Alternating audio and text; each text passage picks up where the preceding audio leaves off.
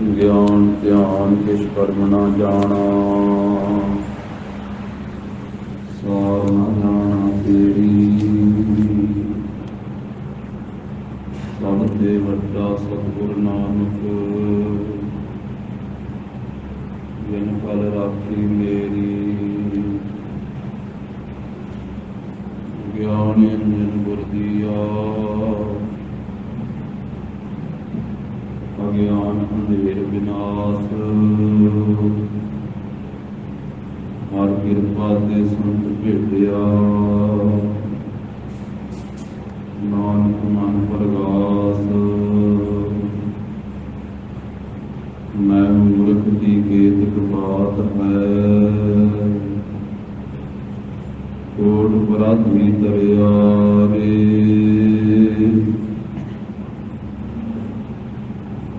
गुर नानक जिन सुनिया देखिया, से फिर गर्भास न भरिया रे। खतरी ब्राह्मण सूद वैस, उपदेश चह वर्ना कौ सांझा। गुरु नाम जपै उदरै सो फल मिलै, घट घट नानक माझा। तेरा अंत न जाई लखिया, अकथ न जाई हर कथिया। नानक जिन कौ सतगुर मिलिया, तिनका लेखा निबड़िया। सबहु टल गुर सेविया, अहनिस सहज सुभाए।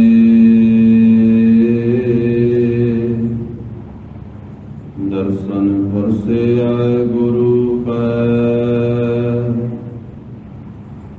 जन्म मरण दुख जाए। होवै सिफत खसामदी, नूर अरसह पुर सब झटिया।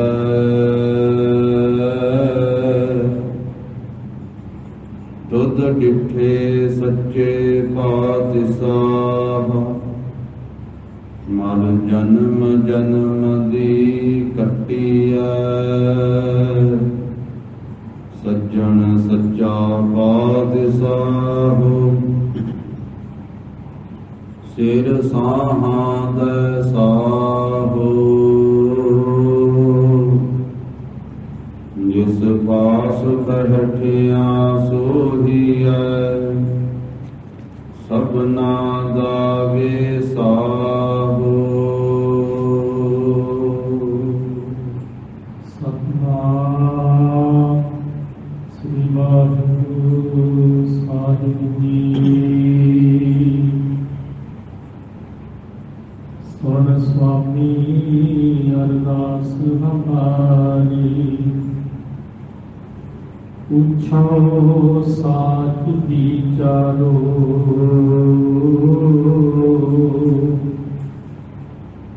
रोस दान कीजै पुत्र दीजै,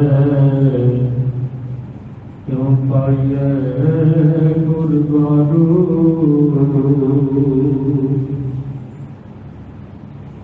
एवं मन चलतो सच घर वैसै, नानक नाम आधारो।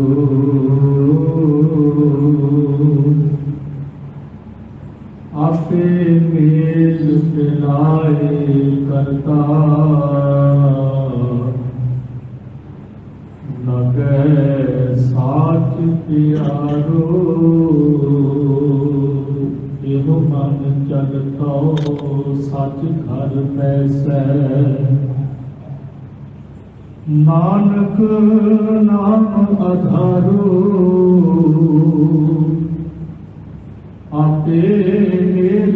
ਨਿਨਾਏ ਕਰਤਾ ਲਾਗੇ ਸਾਚ ਪਿਆਰੋ।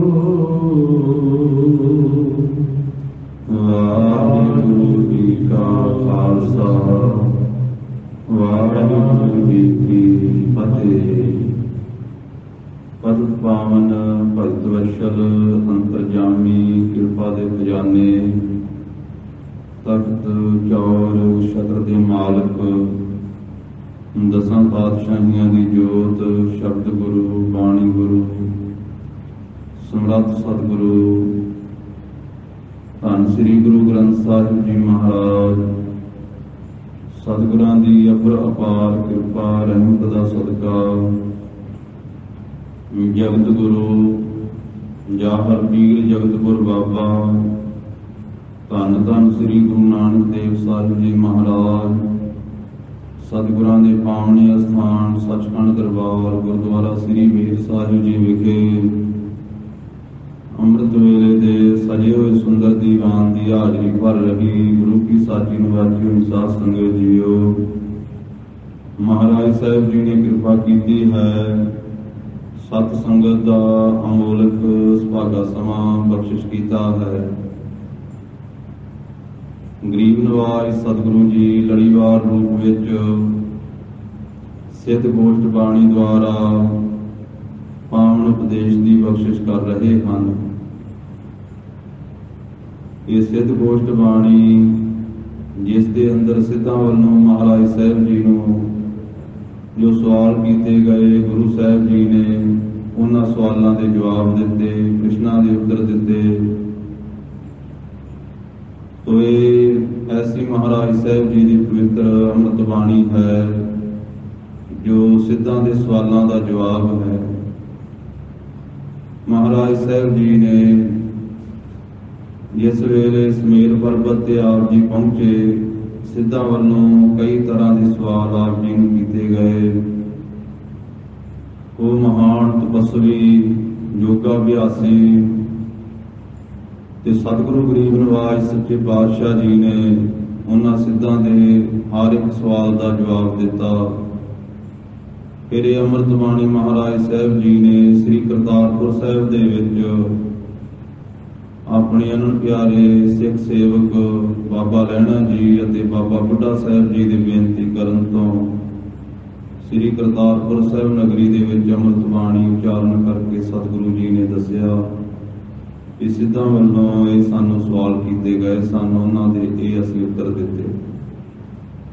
ਤੋ ਮਹਾਰਾਜ ਸਾਹਿਬ ਜੀ ਦੀ ਕਿਰਪਾ ਦੇ ਨਾਲ ਪਿਛੇ 5 ਪੌੜੀਆਂ ਦੀ ਵਿਚਾਰ ਸਾਂਝੀ ਹੋ ਚੁੱਕੀ ਹੈ। ਜਿਸ ਅੰਮ੍ਰਿਤ ਪਵਿੱਤਰ ਇਹ ਬਚਨ ਦਾ ਪਾਠ ਅਸੀਂ ਸਰਵਣ ਕੀਤਾ ਹੈ, ਇਹ ਸਿੱਧ ਗੋਸ਼ਟ ਬਾਣੀ ਦੀ 6ਵੀਂ ਪੌੜੀ ਹੈ। ਸਾਧ ਸੰਗਤ ਜੀ, ਇਸ ਦੇ ਵਿੱਚ ਜਿਵੇਂ ਸਿੱਧ ਮਹਾਰਾਜ ਸਾਹਿਬ ਜੀ ਨੂੰ ਬੇਨਤੀ ਕਰਦੇ ਹਨ, ਸਵਾਲ ਕਰਦੇ ਆ, ਫਿਰ ਮਹਾਰਾਜ ਸਾਹਿਬ ਜੀ ਉਸ ਦਾ ਉੱਤਰ ਦਿੰਦੇ ਹਨ। ਤੋ ਸਤਿਗੁਰੂ ਗਰੀਬ ਨਵਾਜ ਸੱਚੇ ਪਾਤਸ਼ਾਹ ਜੀ ਦਾ ਇਹ ਪਾਵਨ ਪਵਿੱਤਰ ਕਲਿਆਣਕਾਰੀ ਉਪਦੇਸ਼ ਸ਼ਰਧਾ ਭਾਵਨਾ ਅਦਬ ਸਤਿਕਾਰ ਸਹਿਤ ਸਰਵਣ ਕਰੀਏ। ਉਚਾਰਨ ਕਰੋ ਜੀ, ਸਤਿਨਾਮ ਸ੍ਰੀ ਵਾਹਿਗੁਰੂ ਸਾਹਿਬ ਜੀ। ਸੁਣ ਸੁਆਮੀ ਅਰਦਾਸ ਹਮਾਰੀ। ਸਿੱਧਾਂ ਦੀ ਮੰਡਲੀ ਦੇ ਵਿੱਚੋਂ ਇੱਕ ਸਿੱਧ ਨੇ ਮਹਾਰਾਜ ਸਾਹਿਬ ਜੀ ਨੂੰ ਬੇਨਤੀ ਕੀਤੀ ਹੈ, ਸਵਾਲ ਕੀਤਾ ਹੈ। ਬਹੁਤ ਨਿਮਰਤਾ ਸਹਿਤ ਕਹਿੰਦਾ ਹੈ ਸਿੱਧ, ਸੁਣ ਸੁਆਮੀ, ਇਹ ਸੁਆਮੀ ਮਾਲਕ ਜੀ ਸੁਣੋ, ਅਰਦਾਸ ਹਮਾਰੀ, ਸਾਡੀ ਆਪ ਜੀ ਦੇ ਅੱਗੇ ਅਰਦਾਸ ਹੈ, ਬੇਨਤੀ ਹੈ। ਅਸੀਂ ਬੇਨਤੀ ਕਰਕੇ ਪੁੱਛਦੇ ਹਾਂ, ਪੁੱਛੋ ਸਾਚ ਵਿਚਾਰੋ। ਇਹ ਮਾਲਕ ਸਤਿਗੁਰੂ ਜੀ ਸੁਆਮੀ ਜੀ ਆਪ ਜੀ ਅੱਗੇ ਬੇਨਤੀ ਕਰਕੇ ਅਸੀਂ ਸੱਚ ਦੀ ਵਿਚਾਰ ਪੁੱਛਦੇ ਹਾਂ। ਆਪ ਕਿਰਪਾ ਕਰਕੇ ਆਪਣੀ ਜੋ ਸੱਚੀ ਵਿਚਾਰ ਹੈ ਉਹਦੇ ਰਾਹੀਂ ਸਾਨੂੰ ਇਹ ਸਾਡੇ ਸਵਾਲ ਦਾ ਜਵਾਬ ਦੇਣਾ ਕਰੋ। ਰੋਸ ਨਾ ਕੀਜੈ ਉੱਤਰ ਦੀਜੈ। ਸਤਿਗੁਰੂ ਜੀ ਅਸੀਂ ਆਪ ਜੀ ਨੂੰ ਸਵਾਲ ਪੁੱਛਦੇ ਹਾਂ, ਵਾਰ-ਵਾਰ ਕ੍ਰਿਸ਼ਨ ਕਰਦੇ ਹਾਂ। ਮਹਾਰਾਜ ਆਪ ਗੁੱਸਾ ਨਾ ਕਰਿਓ, ਰੋਸ ਨਾ ਕਰਿਓ ਕਿ ਸਿੱਧੋ ਤੁਸੀਂ ਤਾਂ ਇੰਨੇ ਸਵਾਲ ਹੀ ਕਰੀ ਜਾਂਦੇ ਹੋ। ਮਹਾਰਾਜ ਰੋਸ ਨਾ ਕਰਿਓ, ਰੋਸ ਨਾ ਕੀਜੈ ਉੱਤਰ ਦੀਜੈ। ਮਹਾਰਾਜ ਇਹ ਸਾਡੇ ਸਵਾਲਾਂ ਦਾ ਆਪ ਜੀ ਕਿਰਪਾ ਕਰਕੇ ਉੱਤਰ ਦਿਓ ਜੀ। ਰੋਸ ਨਾ ਕਰਿਓ, ਗੁੱਸਾ ਨਾ ਕਰਿਓ। ਇਹਦੇ ਨਾਲ ਦੀ ਮਿਲਦੀ ਪੰਕਤੀ ਸਾਧ ਸੰਗਤ ਜੀ ਦੱਖਣੀ ਓੰਕਾਰ ਵਿੱਚ ਆਉਂਦੀ ਹੈ। ਉੱਥੇ ਧੰਨ ਸ੍ਰੀ ਗੁਰੂ ਨਾਨਕ ਦੇਵ ਸਾਹਿਬ ਮਹਾਰਾਜ ਜੀ ਨੇ ਸਾਨੂੰ ਸੰਸਾਰੀ ਜੀਵਾਂ ਨੂੰ ਉਪਦੇਸ਼ ਬਖਸ਼ਿਸ਼ ਕਰਦਿਆਂ ਹੋਇਆਂ ਇਹ ਵਚਨ ਫਰਮਾਏ, ਰੋਸ ਨਾ ਕੀਜੈ ਅੰਮ੍ਰਿਤ ਪੀਜੈ। ਇੱਥੇ ਸਿੱਧ ਕਹਿ ਰਿਹਾ ਗੁਰੂ ਸਾਹਿਬ ਜੀ ਨੂੰ ਕਿ ਮਹਾਰਾਜ ਰੋਸ ਨਾ ਕੀਜੈ ਉੱਤਰ ਦੀਜੈ। ਰੋਸ ਨਾ ਕਰਿਓ, ਰੋਸਾ ਨਾ ਕਰਿਓ, ਗੁੱਸੇ ਨਾ ਹੋ ਜਾਇਓ। ਮਹਾਰਾਜ ਸਵਾਲਾਂ ਦੇ ਉੱਤਰ ਦਿਓ ਜੀ। ਤਾਂ ਉੱਥੇ ਦੱਖਣੀ ਓੰਕਾਰ ਬਾਣੀ ਵਿੱਚ ਮਹਾਰਾਜ ਸਾਹਿਬ ਜੀ ਕਹਿੰਦੇ ਹਨ, ਰੋਸ ਨਾ ਕੀਜੈ ਅੰਮ੍ਰਿਤ ਪੀਜੈ ਰਹਿਣ ਨਹੀਂ ਸੰਸਾਰੇ। ਕਿ ਭਾਈ ਰੋਸਾ ਨਾ ਕਰੋ ਪਰਮੇਸ਼ਰ ਦੇ ਉੱਤੇ, ਨਾਮ ਅੰਮ੍ਰਿਤ ਨੂੰ ਪੀਣਾ ਕਰੋ, ਇਸ ਸੰਸਾਰ ਵਿੱਚ ਰਹਿਣਾ ਨਹੀਂ ਹੈ। ਰੋਸ ਨਾ ਕੀਜੈ ਅੰਮ੍ਰਿਤ ਪੀਜੈ ਰਹਿਣ ਨਹੀਂ ਸੰਸਾਰੇ। ਰਾਜੇ ਰਾਏ ਰੰਕ ਨਹੀਂ ਰਹਿਣਾ ਆਏ ਜਾਏ ਯੁਗ ਚਾਰੇ। ਚੌਵਾਂ ਯੁੱਗਾਂ ਦੇ ਵਿੱਚ ਜਿੰਨੇ ਜੀਵ ਆਏ ਉਹ ਚਲੇ ਗਏ। ਰਾਜੇ ਨੇ, ਰਾਣੇ ਨੇ, ਰੰਕ ਗਰੀਬ ਨੇ, ਕਿਸੇ ਨੇ ਵੀ ਇੱਥੇ ਰਹਿਣਾ ਨਹੀਂ। ਇਸ ਕਰਕੇ ਭਾਈ ਨਾਮ ਅੰਮ੍ਰਿਤ ਪੀਣਾ ਕਰੋ। ਤਾਂ ਇੱਥੇ ਸਿੱਧ ਮਹਾਰਾਜ ਸਾਹਿਬ ਜੀ ਨੂੰ ਬੇਨਤੀ ਕਰਦੇ ਕਿ ਇਹ ਮਾਲਕ ਸੁਆਮੀ ਜੀ ਸਾਡੀ ਅਰਦਾਸ ਹੈ, ਅਸੀਂ ਅਰਦਾਸ ਕਰਕੇ ਪੁੱਛਦੇ ਹਾਂ, ਬੇਨਤੀ ਕਰਕੇ ਆਪ ਜੀ ਰੋਸ ਨਾ ਕਰਿਓ, ਉੱਤਰ ਦਿਓ ਸਵਾਲਾਂ ਦੇ। ਕਿਉਂ ਪਾਈਐ ਗੁਰਦੁਆਰੋ, ਕਿਉਂ ਪਾਈਐ ਗੁਰਦੁਆਰੋ। ਇਹ ਸਤਿਗੁਰੂ ਜੀ ਕਿਵੇਂ ਪ੍ਰਾਪਤੀ ਹੁੰਦੀ ਹੈ, ਕਿਉਂ ਪਾਈਐ, ਇਹ ਸਿੱਧ ਦਾ ਸਵਾਲ ਹੈ। ਪੰਜਾਂ ਅੱਖਰਾਂ ਦੇ ਵਿੱਚ ਇਹ ਸਵਾਲ ਕੀਤਾ ਹੈ, ਕਿਉਂ ਪਾਈਐ, ਇੰਨਾ ਸਵਾਲ ਹੈ। ਤਾਂ ਮਹਾਰਾਜ ਸਾਹਿਬ ਜੀ ਨਾਲ ਹੀ ਉੱਤਰ ਦਿੰਦੇ ਆ ਗੁਰਦੁਆਰੋ, ਕਿ ਭਾਈ ਵਾਹਿਗੁਰੂ ਜੀ ਦੀ ਪ੍ਰਾਪਤੀ ਗੁਰੂ ਦੁਆਰਾ ਹੁੰਦੀ ਹੈ। ਸਿੱਧ ਕਹਿੰਦੇ ਮਹਾਰਾਜ ਕਿਉਂ ਪਾਈਐ, ਕਿਵੇਂ ਪਾਈਦਾ ਹੈ ਪ੍ਰਭੂ ਨੂੰ। ਸਤਿਗੁਰੂ ਕਹਿੰਦੇ ਗੁਰਦੁਆਰੋ, ਗੁਰੂ ਦੇ ਦੁਆਰਾ, ਗੁਰੂ ਸਾਹਿਬ ਦੇ ਰਾਹ, ਗੁਰੂ ਦੇ ਦੁਆਰਾ ਹੀ ਉਸ ਵਾਹਿਗੁਰੂ ਜੀ ਦੀ ਪ੍ਰਾਪਤੀ ਹੁੰਦੀ ਹੈ। ਗੁਰੂ ਤੋਂ ਬਿਨਾਂ ਪ੍ਰਭੂ ਦੀ ਪ੍ਰਾਪਤੀ ਨਹੀਂ ਹੁੰਦੀ। ਵਾਹਿਗੁਰੂ ਪਰਮੇਸ਼ਰ ਦੀ ਪ੍ਰਾਪਤੀ ਕਰਾਉਣ ਵਾਲੇ ਗੁਰੂ ਸਾਹਿਬ ਜੀ ਹਨ। ਇਸ ਕਰਕੇ ਮਹਾਰਾਜ ਸਾਹਿਬ ਜੀ ਨੇ ਅੰਮ੍ਰਿਤ ਬਾਣੀ ਜੋ ਵਾਰ-ਵਾਰ ਇਹ ਬਚਨ ਫਰਮਾਏ, ਗੁਰ ਬਿਨ ਘੋਰ ਅੰਧਾਰ, ਗੁਰੂ ਬਿਨ ਸਮਝ ਨਾ ਆਵੇ। ਗੁਰ ਬਿਨ ਸੁਰਤ ਨਾ ਸਿੱਧ, ਗੁਰੂ ਬਿਨ ਮੁਕਤ ਨਾ ਪਾਵੇ। ਗੁਰ ਕਰ ਸੱਚ ਵਿਚਾਰ, ਗੁਰੂ ਕਰ ਰੇ ਮਨ ਮੇਰੇ। ਗੁਰ ਕਰ ਸ਼ਬਦ ਸੁਪਨ, ਅਗਨ ਕੱਟੈ ਸਭ ਤੇਰੇ। ਗੁਰ ਨੈਣ ਬੈਣ ਗੁਰ ਗੁਰ ਕਰੋ, ਗੁਰੂ ਸਤ ਕਵ ਨਲ ਕਹੈ। ਜਿਨ ਗੁਰੂ ਨਾ ਦੇਖਿਓ ਨਾਉ ਕੀਓ, ਤੇ ਅਕੇ ਅਰਥ ਸੰਸਾਰ ਮਹਿ। ਗੁਰੂ ਦੇ ਉਪਦੇਸ਼ ਤੋਂ ਬਿਨਾ, ਸਤਿਗੁਰੂ ਜੀ ਦੀ ਸਿੱਖਿਆ ਤੋਂ ਬਿਨਾ ਜੀਵ ਦੀ ਜ਼ਿੰਦਗੀ ਦੇ ਵਿੱਚ ਘੋਰ ਹਨੇਰਾ ਹੈ, ਘੋਰ ਅੰਧਕਾਰ ਹੈ, ਭਿਆਨਕ ਕਾਲਾ ਹਨੇਰਾ। ਜੇ 100 ਚੰਦਾ ਉਗਵੈ ਹੈ, ਸੂਰਜ ਚੜ੍ਹੈ ਹਜ਼ਾਰ। ਭਾਵੇਂ ਸੈਂਕੜੇ ਚੰਦਰਮਾ ਉਦੇ ਹੋ ਜਾਣ, ਹਜ਼ਾਰਾਂ ਸੂਰਜ ਚੜ੍ਹ ਪੈਣ, ਉਹ ਬਾਹਰ ਹੀ ਚਾਨਣਾ ਹੋਵੇਗਾ, ਅੰਦਰ ਨਹੀਂ। ਜੇ 100 ਚੰਦਾ ਉਗਵੈ ਹੈ, ਸੂਰਜ ਚੜ੍ਹੈ ਹਜ਼ਾਰ। ਇਹਦੇ ਚਾਨਣ ਹੁੰਦਿਆਂ ਗੁਰ ਬਿਨ ਘੋਰ ਅੰਧਾਰ। ਗੁਰੂ ਸਾਹਿਬ ਤੋਂ ਬਿਨਾਂ ਤੇ ਘੋਰ ਹਨੇਰਾ ਹੈ। ਤਾਂ ਹੀ ਮਹਾਰਾਜ ਸਾਹਿਬ ਜੀ ਕਹਿੰਦੇ ਹਨ, ਗੁਰੂ ਗੁਰੂ ਗੁਰ ਕਰ ਮਨ ਮੋਰ। ਗੁਰੂ ਬਿਨਾ ਮੈਂ ਨਾਹੀ ਹੋਰ। ਗੁਰ ਕੀ ਟੇਕ ਰਹੋ ਦਿਨ ਰਾਤ, ਜਾ ਕੀ ਕੋਈ ਨਾ ਮਿਲਦਾ ਦਾਤ। ਇਹ ਭਾਈ ਗੁਰੂ ਸਾਹਿਬ ਜੀ ਦੀ ਟੇਕ ਲੋ ਦਿਨੇ ਰਾਤ। ਗੁਰੂ ਸਾਹਿਬ ਜੀ ਦੇ ਰਾਹੀਂ ਵਾਹਿਗੁਰੂ ਪਰਮੇਸ਼ਰ ਦੀ ਪ੍ਰਾਪਤੀ ਹੁੰਦੀ ਹੈ, ਗੁਰੂ ਤੋਂ ਬਿਨਾਂ ਨਹੀਂ। ਗੁਰੂ ਵਾਲਾ ਬਣ ਕੇ, ਗੁਰੂ ਕੀ ਸਿੱਖਿਆ ਨੂੰ ਧਾਰਨ ਕਰਕੇ ਹੀ ਪ੍ਰਭੂ ਦੀ ਪ੍ਰਾਪਤੀ ਹੁੰਦੀ ਹੈ। ਸਿੱਧਾ ਨੇ ਸਵਾਲ ਕੀਤਾ, ਕਿਉਂ ਪਾਈਐ, महाराज ने जवाब दिता, गुरद्वारो। गुरु के द्वारा वाहिगुरु परमेश्वर पाया जाता, उसकी प्राप्ति हुंदी है। यो मन चलतो सच घर पैसै। सिद्ध कहते महाराज ये जिहड़ा मन चंचल है, चलता हर वेले चलता रहिंदा, ये चंचल मन है, ये किवें टिका दे सहज होवे। मन महाराज चंचल है, हर वेले दौड़िया ही रहिंदा है, हर वेले भज्जा ही फिरदा है। मन सब तो तेज है साध संगत जी। भगत कबीर साहब जी ने आख्या, मन पंछी दी न्याई है। जिवें पंछी उडारियां मारदा है, इसे तरह ये पुरनिया दियां उडारियां मारदा है मन साडा, संकल्पां विकल्पां दियां। जिवें पंछी कदी किसी दरख्त ते, कदी किसी टाहनी ते, कदी किसी रुख बूटे ते जाके बैठदा है। जिहो जिहे दरख्त ते बैठदा उहो जिहा फल खांदा। इसे तरह ये मन की हालत है, जिहो जी जीव संगत करता है उहो जिहा रंग चढ़ जाता मन। कबीर मन पंखी भयो, उड उड दह दिस जाए, जो जैसी संगत मिले सो तैसो फल खाए। जिहो जी संगत करता उहो जी रंगत चढ़ जाती है, उसे तरह का यह जीव हो जाता है। मन ऐसा चंचल है। कहते मन इस तरह तेज है जिवें पिपल का चोटी वाला पत्ता हर वेले हिलदा रहिंदा है, मन इसी तरह थिड़कदा रहिंदा। जिवें निशान साहिब का फररा वो हिलदा रहिंदा है हर मौके ते, इसे तरह मन जिहड़ा है हिलदा रहिंदा। जिवें आकाशी बिजली बड़ी चंचल है, तेज है, कभी इधर चमकारे मारती, कभी उधर बदलों में जाके लिश्क मारती है। इसी तरह मन भी कभी इधर कभी उधर, कबहू जीड़ा ऊब चढ़ता है, कबहू जाए पाए आले। लोभी जीड़ा थिरना रहता है, चारे कुंडा भाले। ये भी चार कुंडा में, चौहां कुंडा में भजिया दौड़िया फिरदा रहिंदा।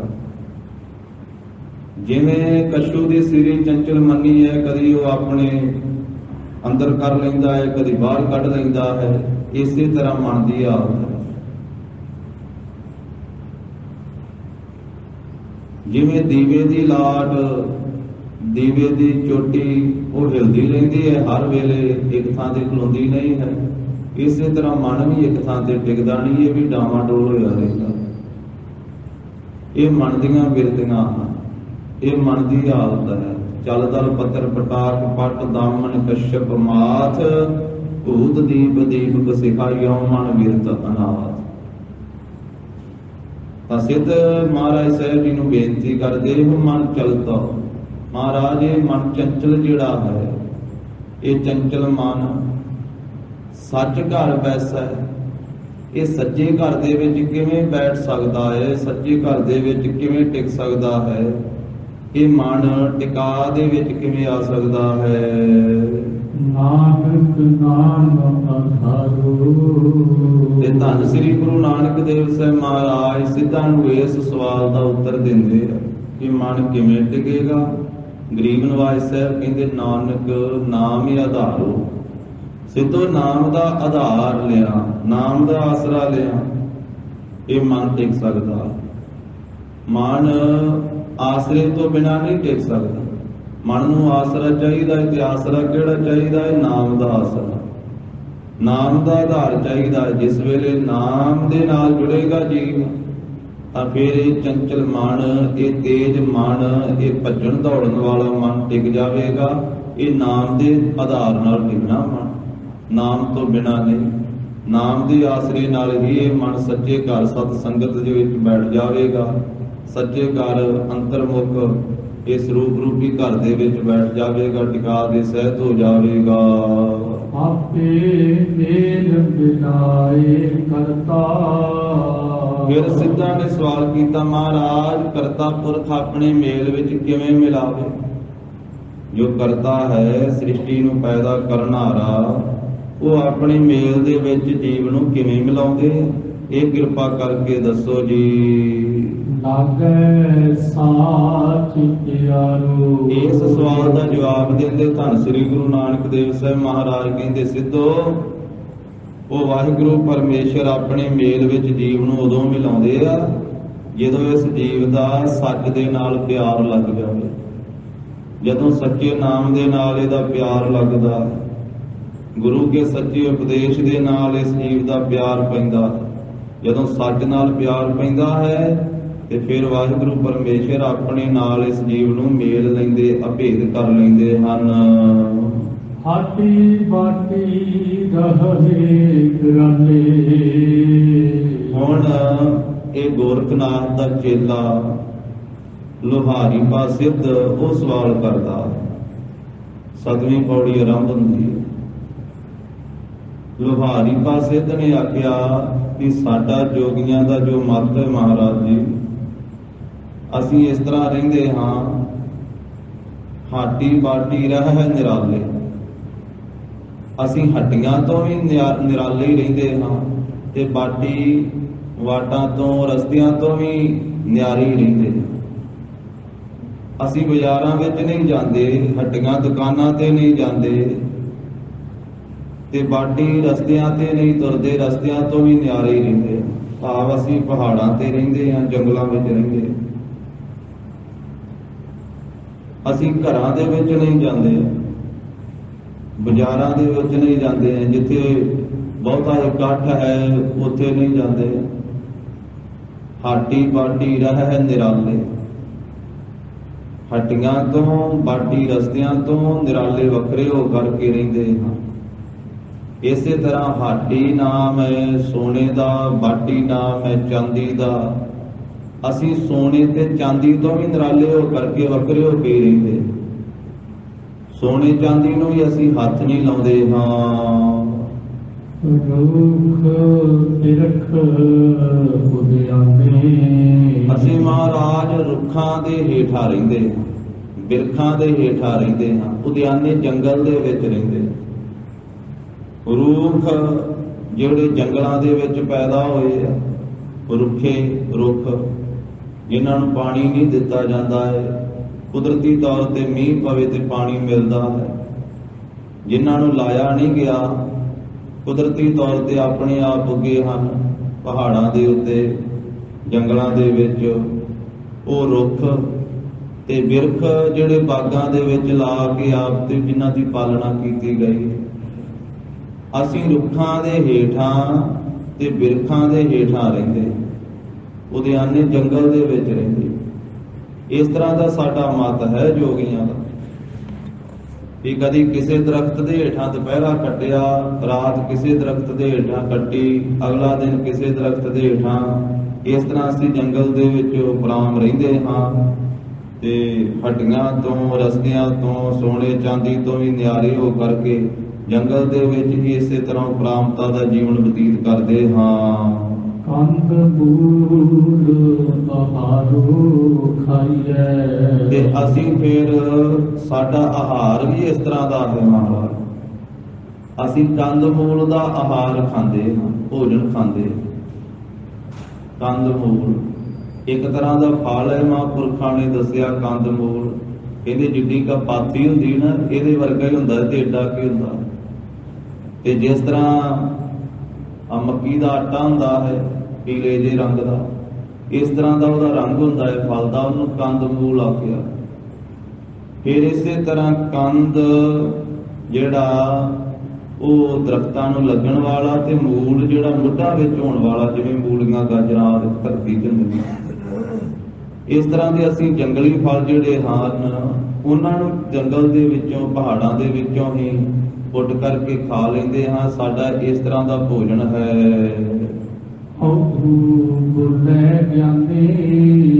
ਤੇ ਅਵਧੂ ਇਸ ਤਰ੍ਹਾਂ ਅਵਧੂਤ, ਇਹ ਜੋ ਲੋਹਾਰੀ ਪਾਸਿੱਧ ਹੈ ਉਸਨੇ ਇਹ ਆਪਣੇ ਯੋਗ ਮਤ ਦਾ ਗਿਆਨ ਬੋਲਿਆ। ਕਹਿਣ ਲੱਗਾ ਕਿ ਇਹ ਸਾਡੇ ਯੋਗ ਮਤ ਦਾ ਗਿਆਨ ਹੈ।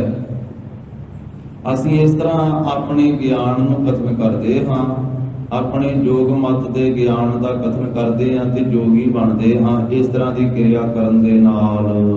ਤੀਰਥ ਨਾਈਐ ਸੁਖ ਪਦ ਪਾਈਐ। ਤੀਰਥਾਂ ਦੇ ਉੱਤੇ ਅਸੀਂ ਨਹਾਉਂਦੇ ਹਾਂ, ਜੋ ਵੱਖ-ਵੱਖ ਤੀਰਥ, ਉਹਨਾਂ ਤੀਰਥਾਂ ਦਾ ਇਸ਼ਨਾਨ ਕਰਦੇ ਹਾਂ। ਫਿਰ ਤੀਰਥਾਂ ਦੇ ਇਸ਼ਨਾਨ ਕਰਨ ਦੇ ਨਾਲ ਸਾਨੂੰ ਸੁਖ ਰੂਪੀ ਫਲ ਪ੍ਰਾਪਤ ਹੋ ਜਾਂਦਾ ਹੈ। ਮੈਲ ਨਾ ਲਾਗੈ ਕਾਈ। ਤੇ ਇਹ ਸਤਿਗੁਰੂ ਜੀ, ਇਸ ਤਰ੍ਹਾਂ ਸਾਨੂੰ ਫਿਰ ਕਿਸੇ ਪ੍ਰਕਾਰ ਦੀ ਮੈਲ ਨਹੀਂ ਲੱਗਦੀ ਹੈ। ਜਦੋਂ ਤੀਰਥਾਂ ਤੇ ਨਹਾਈਏ ਫਿਰ ਸੁਖ ਫਲ ਦੀ ਪ੍ਰਾਪਤੀ ਹੋ ਜਾਂਦੀ ਹੈ ਤੇ ਮੈਲ ਕੋਈ ਨਹੀਂ ਲੱਗਦੀ ਹੈ। ਗੋਰਖਪੂਤ ਲੋਹਾਰੀ ਕਾ ਭੁਲੈ। ਗੋਰਖਨਾਥ ਜੋਗੀ ਦਾ ਪੁੱਤਰ ਤੋਂ ਭਾਵ ਉਹਦਾ ਚੇਲਾ, ਜਿਹੜਾ ਚੇਲਾ ਹੁੰਦਾ ਵਾ, ਸੇਵਕ ਹੁੰਦਾ, ਉਹ ਵੀ ਪੁੱਤਰ ਹੀ ਹੁੰਦਾ। ਗੋਰਖਨਾਥ ਦਾ ਪੁੱਤਰ ਕਹੀਏ ਚੇਲਾ, ਜਿਸ ਦਾ ਨਾਮ ਹੈ ਲੋਹਾਰੀ ਕਾ ਬੋਲੇ, ਉਹ ਬੋਲਿਆ। ਧੰਨ ਸ੍ਰੀ ਗੁਰੂ ਨਾਨਕ ਦੇਵ ਸਾਹਿਬ ਮਹਾਰਾਜ ਜੀ ਦੱਸ ਰਹੇ ਕਿ ਭਾਈ ਲਹਿਣਾ ਜੀ, ਬਾਬਾ ਬੁੱਢਾ ਸਾਹਿਬ ਜੀ, ਇਸ ਤਰ੍ਹਾਂ ਫਿਰ ਗੋਰਖਨਾਥ ਦਾ ਜੋ ਪੁੱਤਰ ਸੀ ਨਾ, ਚੇਲਾ ਸੀ, ਲੋਹਾਰੀ ਪਾ ਜੀ ਦਾ ਨਾਮ ਸੀ, ਉਹ ਬੋਲਿਆ ਜੋਗ ਜੁਗਤ ਜਿਠ ਸਾਈ। ਉਹਨੇ ਆਖਿਆ ਕਿ ਸਾਡੇ ਮਤ ਦੇ ਵਿੱਚ ਇਸ ਤਰ੍ਹਾਂ ਇਹ ਜੋਗ ਦੀ ਜੁਗਤੀ ਹੈ। ਇਹ ਜੋ ਹੱਠ ਜੋਗ ਹੈ, ਹੱਠ ਜੋਗ ਦੀ ਜੋ ਇਹ ਕਿਰਿਆ ਹੈ, ਜੋਗ ਜੁਗਤ ਦੀ ਜੋ ਵਿਧੀ ਹੈ, ਸਾਈ, ਉਹ ਜੋ ਪਿੱਛੇ ਦੱਸੀ ਹੈ ਕਿ ਅਸੀਂ ਸੰਸਾਰ ਤੋਂ ਕਿਨਾਰੇ ਰਹਿੰਦੇ ਹਾਂ, ਹੱਟੀਆਂ ਦੁਕਾਨਾਂ ਤੋਂ ਹੀ ਵੱਖਰੇ ਰਹਿੰਦੇ ਹਾਂ, ਬਾਜ਼ਾਰ 'ਚ ਨਹੀਂ ਵਿਚਰਦੇ, ਰਸਤਿਆਂ 'ਚ ਨਹੀਂ ਵਿਚਰਦੇ, ਰੁੱਖਾਂ ਦੇ ਥੱਲੇ ਬੈਠਦੇ ਹਾਂ, ਦਰਖਤਾਂ ਦੇ ਹੇਠਾਂ ਬੈਠਦੇ ਹਾਂ, ਜੰਗਲ ਦੇ ਵਿੱਚ ਰਹਿੰਦੇ ਹਾਂ, ਕੰਦ ਮੂਲ ਖਾ ਲੈਂਦੇ ਹਾਂ, ਤੀਰਥਾਂ ਦਾ ਇਸ਼ਨਾਨ ਕਰਦੇ ਹਾਂ। ਤੋ ਇਸ ਤਰੀਕੇ ਦੇ ਨਾਲ ਇਹ ਗੋਰਖਨਾਥ ਦੇ ਚੇਲੇ ਨੇ ਇਹ ਜੋਗ ਦੀ ਜੁਗਤੀ ਜਿਹੜੀ ਹੈ ਨਾ, ਵਿਧੀ ਸਾਈ, ਉਹ ਇਹ ਸਾਰੀ ਕਥਨ ਕੀਤੀ, ਆਪਣੇ ਮਤ ਦਾ ਇਹ ਕਥਨ ਕਰਕੇ ਦੱਸਿਆ। ਹਾਥੀ ਬਾਟੀ ਨੀਂਦ ਨਾ ਆਵੇ। ਫਿਰ ਇਸ ਉਹਨੇ ਆਪਣੇ ਮਤ ਦੇ ਬਾਰੇ ਦੱਸਿਆ ਤੇ ਸਤਿਗੁਰੂ ਗਰੀਬ ਨਵਾਜ ਸਾਹਿਬ ਜੀ ਨੇ ਫਿਰ ਇਹ ਲੋਹਾਰੀ ਪਾ ਸਿੱਧ ਨੂੰ ਸਮਝਾਉਣਾ ਕੀਤਾ। ਮਹਾਰਾਜ ਕਹਿੰਦੇ ਭਾਈ, ਛੱਡਣ ਦੀ ਗੱਲ ਹੱਟੀਆਂ ਤੇ ਰਸਤੇ ਛੱਡਣ ਦੀ ਗੱਲ ਨਹੀਂ ਹੈਗੀ। ਦੁਕਾਨ ਛੱਡ ਦੇਣੀ, ਰਾਹ ਤੇ ਤੁਰਨਾ ਛੱਡ ਦੇਣਾ, ਇਸ ਤਰ੍ਹਾਂ ਪਰਮੇਸ਼ਰ ਦੀ ਪ੍ਰਾਪਤੀ ਨਹੀਂ ਹੈ। ਠੀਕ ਹੈ, ਤੁਸੀਂ ਇਸ ਤਰ੍ਹਾਂ ਕਰਦੇ ਹੋ, ਪਰ ਸਤਿਗੁਰੂ ਕਹਿੰਦੇ ਨਹੀਂ, ਹੱਟੀਆਂ ਦੇ ਵਿੱਚ ਹੀ ਰਹੀਏ, ਬਾਟੀ ਰਸਤਿਆਂ ਦੇ ਵਿੱਚ ਹੀ ਰਹੀਏ। ਸੰਸਾਰ ਦੇ ਰਸਤੇ ਤੇ ਤੁਰਨਾ ਕੋਈ ਮਨਾਹੀ ਨਹੀਂ ਹੈ। ਹੱਟੀ ਨੂੰ ਤਿਆਗ ਦੇਣਾ ਇਹ ਕੋਈ ਬੜੀ ਚੰਗੀ ਗੱਲ ਨਹੀਂ ਹੈ। ਬਾਜ਼ਾਰ ਵਿੱਚ ਰਹੀਏ, ਹੱਟੀ ਵਿੱਚ ਰਹੀਏ, ਸੰਸਾਰ ਵਿੱਚ ਭਾਵੇਂ ਆਪਣੀ ਹੱਟੀ ਕਰੀਏ, ਦੁਕਾਨ ਕਰੀਏ, ਰਸਤੇ ਤੇ ਤੁਰੀਏ, ਨੀਂਦ ਨਾ ਆਵੇ, ਪਰ ਹੱਟੀ ਕਰਦਿਆਂ, ਰਸਤੇ ਤੇ ਤੁਰਦਿਆਂ ਨੀਂਦ ਨਾ ਆਵੇ। ਮਾਰੇ ਕਹਿੰਦੇ ਗੱਲ ਤੇ ਨੀਂਦ ਦੀ ਆ ਕਿ ਸੌਂਵੀਏ ਨਾ, ਨੀਂਦ ਨਾ ਆਵੇ, ਵਕਾਰਾਂ ਦੀ ਨੀਂਦ, ਆਲਸ ਦੀ ਨੀਂਦ ਨਾ ਆਵੇ। ਨੀਂਦ ਆਲਸ ਹੀ ਹੈ ਨਾ, ਇਸ ਕਰਕੇ ਆਲਸ ਜਿਹੜਾ ਵਾ, ਉਹ ਆਲਸ ਰੂਪੀ ਨੀਂਦ ਨਾ ਆਵੇ। ਜੇ ਉਦਮੀ ਹੈ ਤੇ ਉਹ ਹੱਟੀ ਕਰਦਿਆਂ ਵੀ ਉਹਨੇ ਨਾਮ ਜਪ ਲੈਣਾ। ਉਦਮ ਕਰਦਾ ਹੈ, ਸਵੇਰੇ ਸਵੇਰੇ ਨਾਮ ਜਪ ਕੇ ਦਿਨੇ ਆਪਦੀ ਹੱਟੀ ਕਰ ਲਵੇਗਾ, ਸਾਰੀ ਦਿਹਾੜੀ ਸ਼ਾਮ ਨੂੰ ਫੇਰ ਨਿਤਨੇਮ ਕਰ ਲਵੇ, ਤੇ ਦਿਨੇ ਕਿਹੜਾ ਸਾਰੀ ਦਿਹਾੜੀ ਲੈਣਾ ਲੱਗੀਆਂ ਰਹਿੰਦੀਆਂ ਹੱਟੀ ਦੇ ਉੱਤੇ। ਉਦੋਂ ਵੀ ਗਾਹਕ ਨੂੰ ਸੌਦਾ ਦੇ ਕੇ ਮੁੜ ਕੇ ਫੇਰ ਪਾਠ ਕਰ ਸਕਦਾ, ਨਾਮ ਜਪ ਸਕਦਾ, ਤੇ ਸੌਦਾ ਦਿੰਦਿਆਂ ਵੀ ਨਾਮ ਵਾਹਿਗੁਰੂ ਵਾਹਿਗੁਰੂ ਜਪਿਆ ਜਾ ਸਕਦਾ, ਮੂਲ ਮੰਤਰ ਜਪਿਆ ਜਾ ਸਕਦਾ, ਗੁਰੂ ਮੰਤਰ ਜਪਿਆ ਜਾ ਸਕਦਾ। ਗੁਰੂ ਸਾਹਿਬ ਦਾ ਉਪਦੇਸ਼ ਕੰਮਕਾਰ ਕਰਦਿਆਂ ਵੀ ਹਿਰਦੇ ਵਿੱਚ ਧਾਰਨ ਕੀਤਾ ਜਾ ਸਕਦਾ। ਮਹਾਰਾਜ ਕਹਿੰਦੇ ਇਹ ਹੱਟੀਆਂ ਦਾ ਤਿਆਗ ਕਰ ਦੇਣਾ ਜਾਂ ਬਾਜ਼ਾਰ ਦਾ ਤਿਆਗ ਕਰ ਦੇਣਾ, ਇਸ ਤਰ੍ਹਾਂ ਪ੍ਰਾਪਤੀ ਨਹੀਂ ਹੈ। ਰਵੇ ਹੱਟੀਆਂ ਦੇ ਵਿੱਚ ਹੀ, ਬਾਟੀ ਰਸਤੇ ਦੇ ਵਿੱਚ ਹੀ ਰਵੇ, ਸੰਸਾਰ ਦੇ ਵਿੱਚ ਵਿਚਰੇ, ਪਰ ਸੌਵੇਂ ਨਾ, ਨੀਂਦ ਨਾ ਆਵੇ, ਉਦਮੀ ਬਣ ਕੇ ਰਵੇ, ਕਾਰ ਵਿਹਾਰ ਵੀ ਕਰੇ, ਕਿਰਤ ਵੀ ਕਰੇ ਤੇ ਕੀਰਤੀ ਵੀ ਕਰੇ, ਧੰਦਾ ਵੀ ਕਰੇ ਤੇ ਧਰਮ ਨੂੰ ਵੀ ਧਾਰਨ ਕਰੇ, ਸੰਸਾਰ ਵਿੱਚ ਰਹਿੰਦਿਆਂ ਨਿਰੰਕਾਰ ਨਾਲ ਜੁੜ ਕੇ ਰਵੇ। ਹਾਟੀ ਬਾਟੀ ਹੱਡੀਆਂ ਤੇ ਰਹਿੰਦਿਆਂ, ਬਾਟੀ ਰਸਤੇ ਤੇ ਰਹਿੰਦਿਆਂ ਨੀਂਦ ਨਾ ਆਵੇ, ਨੀਂਦ ਨਾ ਆਵੇ। ਵਿਕਾਰਾਂ ਦੀ ਨੀਂਦ ਨਾ ਆਵੇ, ਵਿਕਾਰਾਂ ਦੀ ਨੀਂਦ ਵਿੱਚ ਨਾ ਸੌਵੇਂ, ਆਲਸ ਦੀ ਨੀਂਦ ਵਿੱਚ ਨਾ ਸੌਵੇਂ, ਮੋਹ ਦੀ ਨੀਂਦ ਵਿੱਚ ਨਾ ਸੌਵੇਂ, ਹੰਗਤਾ ਮਮਤਾ ਦੀ ਨੀਂਦ ਵਿੱਚ ਨਾ ਸੌਵੇਂ। ਹਾਟੀ ਨਾਮ ਸੋਨੇ ਦਾ, ਬਾਟੀ ਨਾਮ ਚਾਂਦੀ ਦਾ। ਸੋਨੇ ਚਾਂਦੀ ਵਿੱਚ ਰਹਿੰਦਿਆਂ ਹੋਇਆਂ ਤੇ ਨੀਂਦ ਵਿੱਚ, ਅਗਿਆਨ ਦੀ ਨੀਂਦ ਵਿੱਚ ਸੌਵੇਂ ਨਾ, ਇਹ ਨੀਂਦ ਨਾ ਆਵੇ। ਹਰ ਘਰ ਚਿਤ ਨਾ ਡੁਲਾਈ। ਮਹਾਰਾਜ ਕਹਿੰਦੇ ਰਸਤੇ ਤੇ ਵਿਚਰਨਾ ਕੋਈ ਮਾੜਾ ਨਹੀਂ ਹੈ, ਬਾਜ਼ਾਰ ਵਿੱਚ ਦੀ ਲੰਘਣਾ ਕੋਈ ਮਾੜਾ ਨਹੀਂ ਹੈ ਸਿੱਧੋ, ਪਰ ਗੱਲ ਇਹ ਆ ਕਿ ਪਰਾਏ ਘਰਾਂ ਨੂੰ ਵੇਖ ਕਰਕੇ ਚਿੱਤ ਨਾ ਡੋਲੇ। ਪਰਾਏ ਤਨ ਨੂੰ ਵੇਖ ਕਰਕੇ ਚਿੱਤ ਥਿੜਕ ਨਾ ਜਾਵੇ, ਡੋਲ ਨਾ ਜਾਵੇ। ਪਰਾਏ ਧਨ ਨੂੰ ਵੇਖ ਕੇ, ਪਰਾਏ ਤਨ ਨੂੰ ਵੇਖ ਕੇ, ਪਰਾਏ ਘਰਾਂ ਨੂੰ ਵੇਖ ਕਰਕੇ ਚਿੱਤ ਡੋਲੇ ਨਾ ਧਰਮ ਵਾਲੇ ਪਾਸੇ। ਚਿੱਤ ਦੀ ਇਕਾਗਰਤਾ ਬਣੀ ਰਵੇ, ਕਿਉਂਕਿ ਪਰਾਏ ਤਨ ਨੂੰ ਵੇਖ ਕੇ ਵੀ ਚਿੱਤ ਡੋਲਦਾ ਹੈ, ਪਰਾਏ ਧਨ ਨੂੰ ਵੇਖ ਕੇ ਵੀ ਚਿੱਤ ਡੋਲਦਾ। ਤੇ ਉਸ ਮੌਕੇ ਦੇ ਉੱਤੇ ਗੁਰੂ ਦਾ ਉਪਦੇਸ਼ ਚੇਤੇ ਰਵੇ। ਹੱਕ ਪਰਾਇਆ ਨਾਨਕਾ, ਉਸ ਸੂਵਰ ਉਸ ਗਾਏ, ਗੁਰ ਪੀਰ ਹਾਮਾ ਤਾ ਭਰੇ, ਜਾਂ ਮੁਰਦਾਰ ਨਾ ਖਾਏ। ਤੇ ਪਰਾਏ ਧਨ ਨੂੰ ਵੇਖ ਕਰਕੇ ਚਿੱਤ ਨਾ ਡੋਲੇ, ਪਰ ਘਰ ਚਿੱਤ ਨਾ ਡੋਲਾਏ। ਪਰਾਏ ਘਰਾਂ ਦੇ ਵਿੱਚ ਚਿੱਤ ਨੂੰ ਆਪਣੇ ਨੂੰ ਡਾਵਾਂ ਡੋਲ ਨਾ ਕਰੇ। ਕਿਨ ਨਾਵੇ ਮਨ ਟੇਕ ਨਾ ਟਿਕਈ। ਸਤਿਗੁਰੂ ਕਹਿੰਦੇ ਮਨ ਨੂੰ ਟਿਕਣ ਵਾਸਤੇ ਟੇਕ ਚਾਹੀਦੀ ਆ ਨਾਮ ਦੀ। ਇਹ ਸਿੱਧੋ ਨਾਮ ਤੋਂ ਬਿਨਾ, ਨਾਮ ਦੇ ਆਸਰੇ ਤੋਂ ਬਿਨਾ, ਨਾਮ ਦੀ ਟੇਕ ਲਈ ਤੋਂ ਬਿਨਾ ਮਨ ਟਿਕ ਨਹੀਂ ਸਕਦਾ ਹੈ। ਨਾਨਕ ਭੂਖ ਨਾ ਜਾਈ। ਤੇ ਮਨ ਦੀ ਭੁੱਖ ਜਿਹੜੀ ਆ ਇਹ ਕੰਦ ਮੂਲ ਖਾਦਿਆਂ ਨਹੀਂ ਮਿਟਣੀ। ਮਨ ਭੁੱਖਾ ਹੀ ਰਹਿਣਾ ਵਾ ਜਿੰਨਾ ਚਿਰ ਇਹਨੂੰ ਨਾਮ ਰੂਪੀ ਭੋਜਨ ਨਾ ਮਿਲਿਆ। ਨਾਮ ਦੀ ਟੇਕ ਤੋਂ ਬਿਨਾ ਮਨ ਨੇ ਨਹੀਂ ਰਚਣਾ। ਭਾਵੇਂ ਦੁਨੀਆ ਦੇ ਸਾਰੇ ਪਦਾਰਥ ਖਾ ਲਵੇ, ਦੁਨੀਆ ਦੇ ਸਾਰੇ ਪਦਾਰਥ ਪ੍ਰਾਪਤ ਹੋ ਜਾਣ, ਤੇ ਭਾਵੇਂ ਦੁਨੀਆ ਦੇ ਸਾਰੇ ਪਦਾਰਥ ਛੱਡ ਕੇ ਜੰਗਲ ਦੇ ਕਿਸੇ ਖੂੰਜੇ 'ਚ ਜਾ ਕੇ ਬਹਿ ਜਾਵੇ, ਭੁੱਖੇ ਰਿਹਾ ਨਹੀਂ ਮਨ ਦੀ ਜਿਹੜੀ ਭੁੱਖ ਹੈ ਨਾ, ਤ੍ਰਿਸ਼ਨਾ ਦੀ, ਆਸਾ ਤ੍ਰਿਸ਼ਨਾ ਦੀ, ਉਹ ਦੂਰ ਨਹੀਂ ਹੋਣੀ। ਭੁੱਖਿਆ ਭੁੱਖ ਨਾ ਉਤਰੀ, ਜੇ ਬੰਨਾ ਪੁਰੀਆ ਭਾਰ। ਭੁੱਖਾ ਰਹਿਣ ਕਰਕੇ ਮਨ ਦੀ ਭੁੱਖ ਦੂਰ ਨਹੀਂ ਹੁੰਦੀ, ਸਗੋਂ ਵੱਧਦੀ ਹੈ ਮਨ ਦੀ ਭੁੱਖ। ਲੋਕ ਵਰਤ ਰੱਖਦੇ ਆ, 8 ਦੁਪਹਿਰ ਹੀ ਭੁੱਖੇ ਰਹਿੰਦੇ ਆ, ਕਈ ਤਰ੍ਹਾਂ ਦੇ ਵਰਤ ਰੱਖਦੇ ਆ, ਜ਼ਿਆਦਾ ਮਾਈਆਂ ਰੱਖਦੀਆਂ, ਕੋਈ ਕਰਵਾ ਚੌਥ, ਕੋਈ ਕਰਵਾ ਤੀਰ, ਕਈ ਤਰ੍ਹਾਂ ਦੇ ਆ। ਤੇ ਉਹ ਸਵੇਰ ਤੋਂ ਸ਼ਾਮ ਤੀਕ ਭੁੱਖਾ ਰਹਿਣਾ। ਤੇ ਇੱਕ ਦਿਨ ਪਹਿਲਾਂ ਹੀ ਸਾਜੋ ਸਮਾਨ ਇਕੱਠਾ ਕੀਤਾ ਹੁੰਦਾ ਵਾ ਵੀ ਵਰਤ ਖੋਲਣ ਤੋਂ ਬਾਅਦ ਆ ਕੁਝ ਛਕਣਾ। ਇੰਨੇ ਸੇਬ ਖਾਣੇ, ਇੰਨੇ ਕੇਲੇ ਖਾਣੇ ਆ, ਆਹ ਸੇਵੀਆਂ ਛਕਣੀਆਂ ਇੰਨੀਆਂ, ਕਿਤੇ ਆਹ ਪਦਾਰਥ ਹੋਰ, ਸਾਰਾ ਕੁਝ ਤਿਆਰ ਕਰਕੇ ਪਹਿਲਾਂ ਰੱਖਿਆ ਹੁੰਦਾ। ਫਿਰ ਸਵੇਰ ਤੋਂ ਸ਼ਾਮ ਤੀਕ ਵਰਤ ਰੱਖਿਆ, ਨਾਮ ਥੋੜਾ ਚੇਤੇ ਆਉਂਦਾ। ਜੋ ਤਿਆਰ ਕਰਕੇ ਫਰਿੱਜ 'ਚ ਰੱਖਿਆ ਉਹੀ ਚੇਤੇ ਆਉਂਦਾ ਵੀ ਜਦੋਂ ਖੋਲਣਾ ਵਾ ਸਾਰਾ ਕੁਝ ਛਕਣਾ। ਇਸ ਤਰ੍ਹਾਂ ਦਾ ਵਰਤ ਥੋੜਾ ਮਹਾਰਾਜ ਨੇ ਦਿੱਤਾ। ਸਤਿਗੁਰੂ ਕਹਿੰਦੇ ਗੁਰਸਿੱਖਾਂ ਨੇ ਤੇ ਸਦਾ ਵਾਸਤੇ ਵਰਤ ਰੱਖਣਾ। 5ਵੇਂ ਪਾਤਸ਼ਾਹ ਦਾ ਸਿੱਖ ਹੋਇਆ ਭਾਈ ਕਲਿਆਣਾ ਜੀ, ਸਕੇਤ ਮੰਡੀ ਦੇ ਵਿੱਚ ਸਿੱਖੀ ਦਾ ਪ੍ਰਚਾਰ ਕਰਨ ਵਾਸਤੇ ਭੇਜੇ। ਉੱਥੇ ਉਹਨਾਂ ਨੇ ਜਾ ਕੇ ਗੁਰਮਤਿ ਦਾ ਪ੍ਰਚਾਰ ਕੀਤਾ। ਉੱਥੋਂ ਦੇ ਰਾਜੇ ਨੇ ਵਰਤ ਰੱਖਿਆ ਸੀ, ਪ੍ਰਜਾ ਨੇ ਵੀ ਵਰਤ ਰੱਖਿਆ ਸੀ। ਤੇ ਭਾਈ ਸਾਹਿਬ ਜੀ ਦੀ ਕਿਰਿਆ ਵੇਖ ਕਰਕੇ ਉਹਨਾਂ ਨੇ ਆਖਿਆ ਵੀ ਇਹ ਕਿੱਥੋਂ ਆਇਆ ਆਦਮੀ, ਇਹਨੇ ਵਰਤ ਨਹੀਂ ਰੱਖਿਆ। ਉਹ ਜ਼ਬਰਦਸਤੀ ਕਰਨ ਲੱਗੇ, ਰਾਜਾ ਜ਼ਬਰਦਸਤੀ ਕਰਨ ਲੱਗਾ ਭਾਈ ਕਲਿਆਣਾ ਜੀ ਦੇ। ਭਾਈ ਸਾਹਿਬ ਕਹਿੰਦੇ ਵੀ ਅਸੀਂ ਨਹੀਂ ਰਾਜਨ ਇਸ ਤਰ੍ਹਾਂ ਦਾ ਵਰਤ ਰੱਖਦੇ ਵੀ ਇੱਕ ਦਿਨ ਜ਼ਿਆਦਾ ਭੁੱਖੇ ਰਹਿ ਰਹਿਣਾ ਤੇ ਅਗਲੇ ਦਿਨ ਜ਼ਿਆਦਾ ਰੱਜ ਲੈਣਾ। ਇਸ ਤਰ੍ਹਾਂ ਦਾ ਵਰਤ ਸਾਡੇ ਨਹੀਂ ਹੈ। ਗੁਰੂ ਸਾਹਿਬ ਜੀ ਨੇ ਦੱਸਿਆ ਸਾਨੂੰ, ਮਹਾਰਾਜ ਨੇ ਸਦਾ ਦਾ ਵਰਤ ਦਿੱਤਾ ਵੀ ਰੋਜ਼ ਹੀ ਥੋੜੀ ਜਿਹੀ ਭੁੱਖ ਰੱਖ ਕੇ ਛਕਿਆ ਕਰੋ। ਅਲਪ ਆਹਾਰ ਸੁਲਪ ਸੀ ਨਿੰਦਰਾ ਦਇਆ ਸ਼ਿਮਾ ਤਨ ਪ੍ਰੀਤ ਸੀਲ ਸੰਤੋਖ ਸਦਾ ਨਿਰਭਰ ਹੋਵੇ ਕੋ ਤ੍ਰਿਗੁਣ ਅਤੀਤ। ਕਾਮ ਕ੍ਰੋਧ ਹੰਕਾਰ ਲੋਭ ਹਠ ਮੋਹ ਨਾ ਮਨ ਸਿਓ ਲਿਆਵੇ ਤਬ ਹੀ ਆਤਮ ਤਤ ਕੋ ਦਰਸੇ ਪਰਮ ਪੁਰਖ ਕਹਿ ਪਾਵੇ।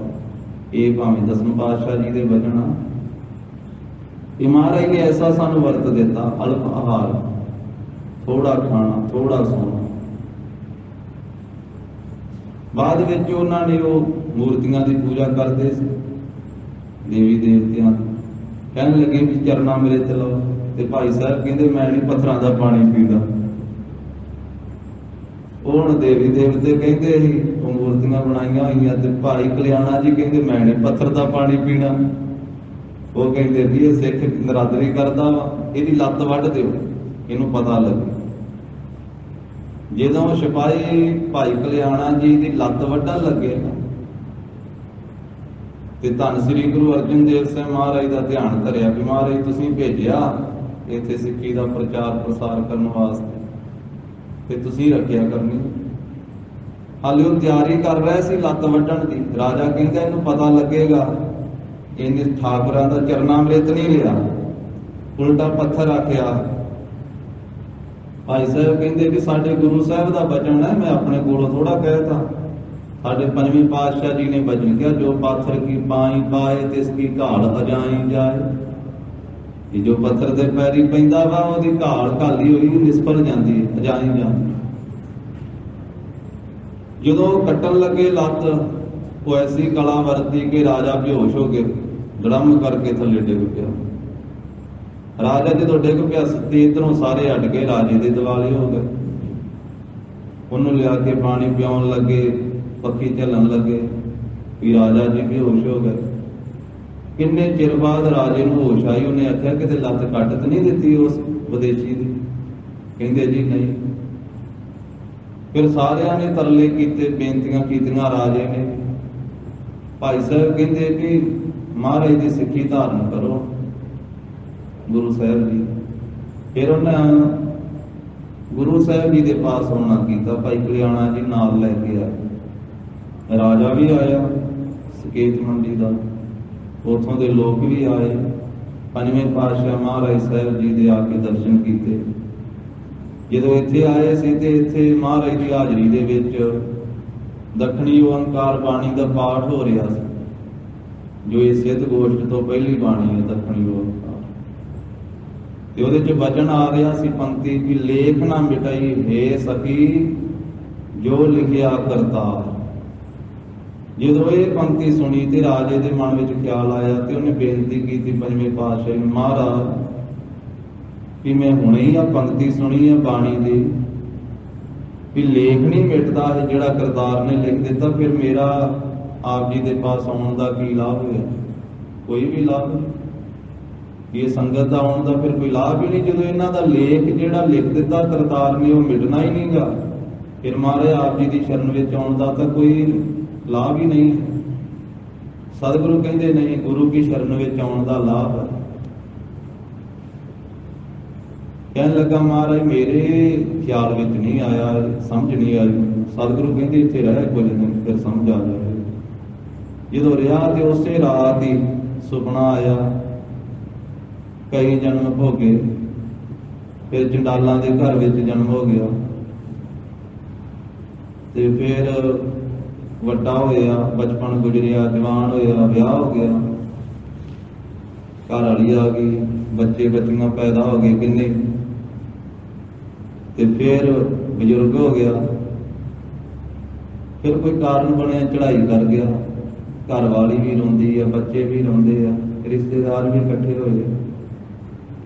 ਫਿਰ ਉਹਨਾਂ ਨੇ ਦਫਨਾ ਦਿੱਤਾ, ਮੁਰਦੇ ਸਰੀਰ ਨੂੰ ਦਫਨਾ ਦਿੱਤਾ। ਜਿਸ ਮੌਕੇ ਤੇ ਇਹ ਸੁਪਨਾ ਵੇਖਿਆ, ਜਦੋਂ ਅੱਖ ਖੁੱਲੀ, ਕਹਿੰਦਾ ਵੀ ਇਹ ਮੇਰੇ ਨਾਲ ਕੀ ਵਾਪਰਿਆ। ਸਤਿਗੁਰੂ ਅੰਤਰਜਾਮੀ ਧੰਨ ਸ੍ਰੀ ਗੁਰੂ ਅਰਜਨ ਦੇਵ ਸਾਹਿਬ ਮਹਾਰਾਜ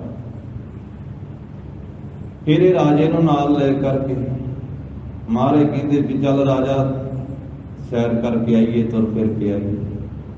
ਘੋੜੇ ਤੇ ਸਵਾਰ ਹੋਇਆ ਮਹਾਰਾਜ ਸਾਹਿਬ ਵੀ ਨਾਲ, ਤੇ ਅੰਮ੍ਰਿਤਸਰ ਸਾਹਿਬ ਤੋਂ ਬਾਹਰ-ਬਾਹਰ ਨੂੰ ਸਤਿਗੁਰੂ ਜੀ ਲੈ ਕੇ ਜਿੱਧਰ ਜਾਂਦੇ, ਜਿਹੜੇ ਪਾਸੇ ਅੱਜ ਕੱਲ ਰਾਜਾ ਸਾਂਸੀ ਹਵਾਈ ਅੱਡਾ, ਇਧਰਲੇ ਪਾਸੇ ਨੂੰ ਮਹਾਰਾਜ ਸਾਹਿਬ ਜੀ ਲੈ ਗਏ। ਇਧਰ ਇੱਕ ਪਿੰਡ ਛੋਟਾ ਜਿਹਾ, ਤੇ ਉਹ ਜਦੋਂ ਜੰਗਲ ਦੇ ਵਿੱਚ ਗਏ, ਇਹਨੇ ਸ਼ਿਕਾਰ ਖੇਡਣ ਵਾਸਤੇ ਹਿਰਨ ਦੇ ਮਗਰ ਘੋੜਾ ਭਜਾਇਆ, ਭੱਜਦਾ ਦੌੜਦਾ ਦੂਰ ਅੱਗੇ ਚਲੇ ਗਿਆ।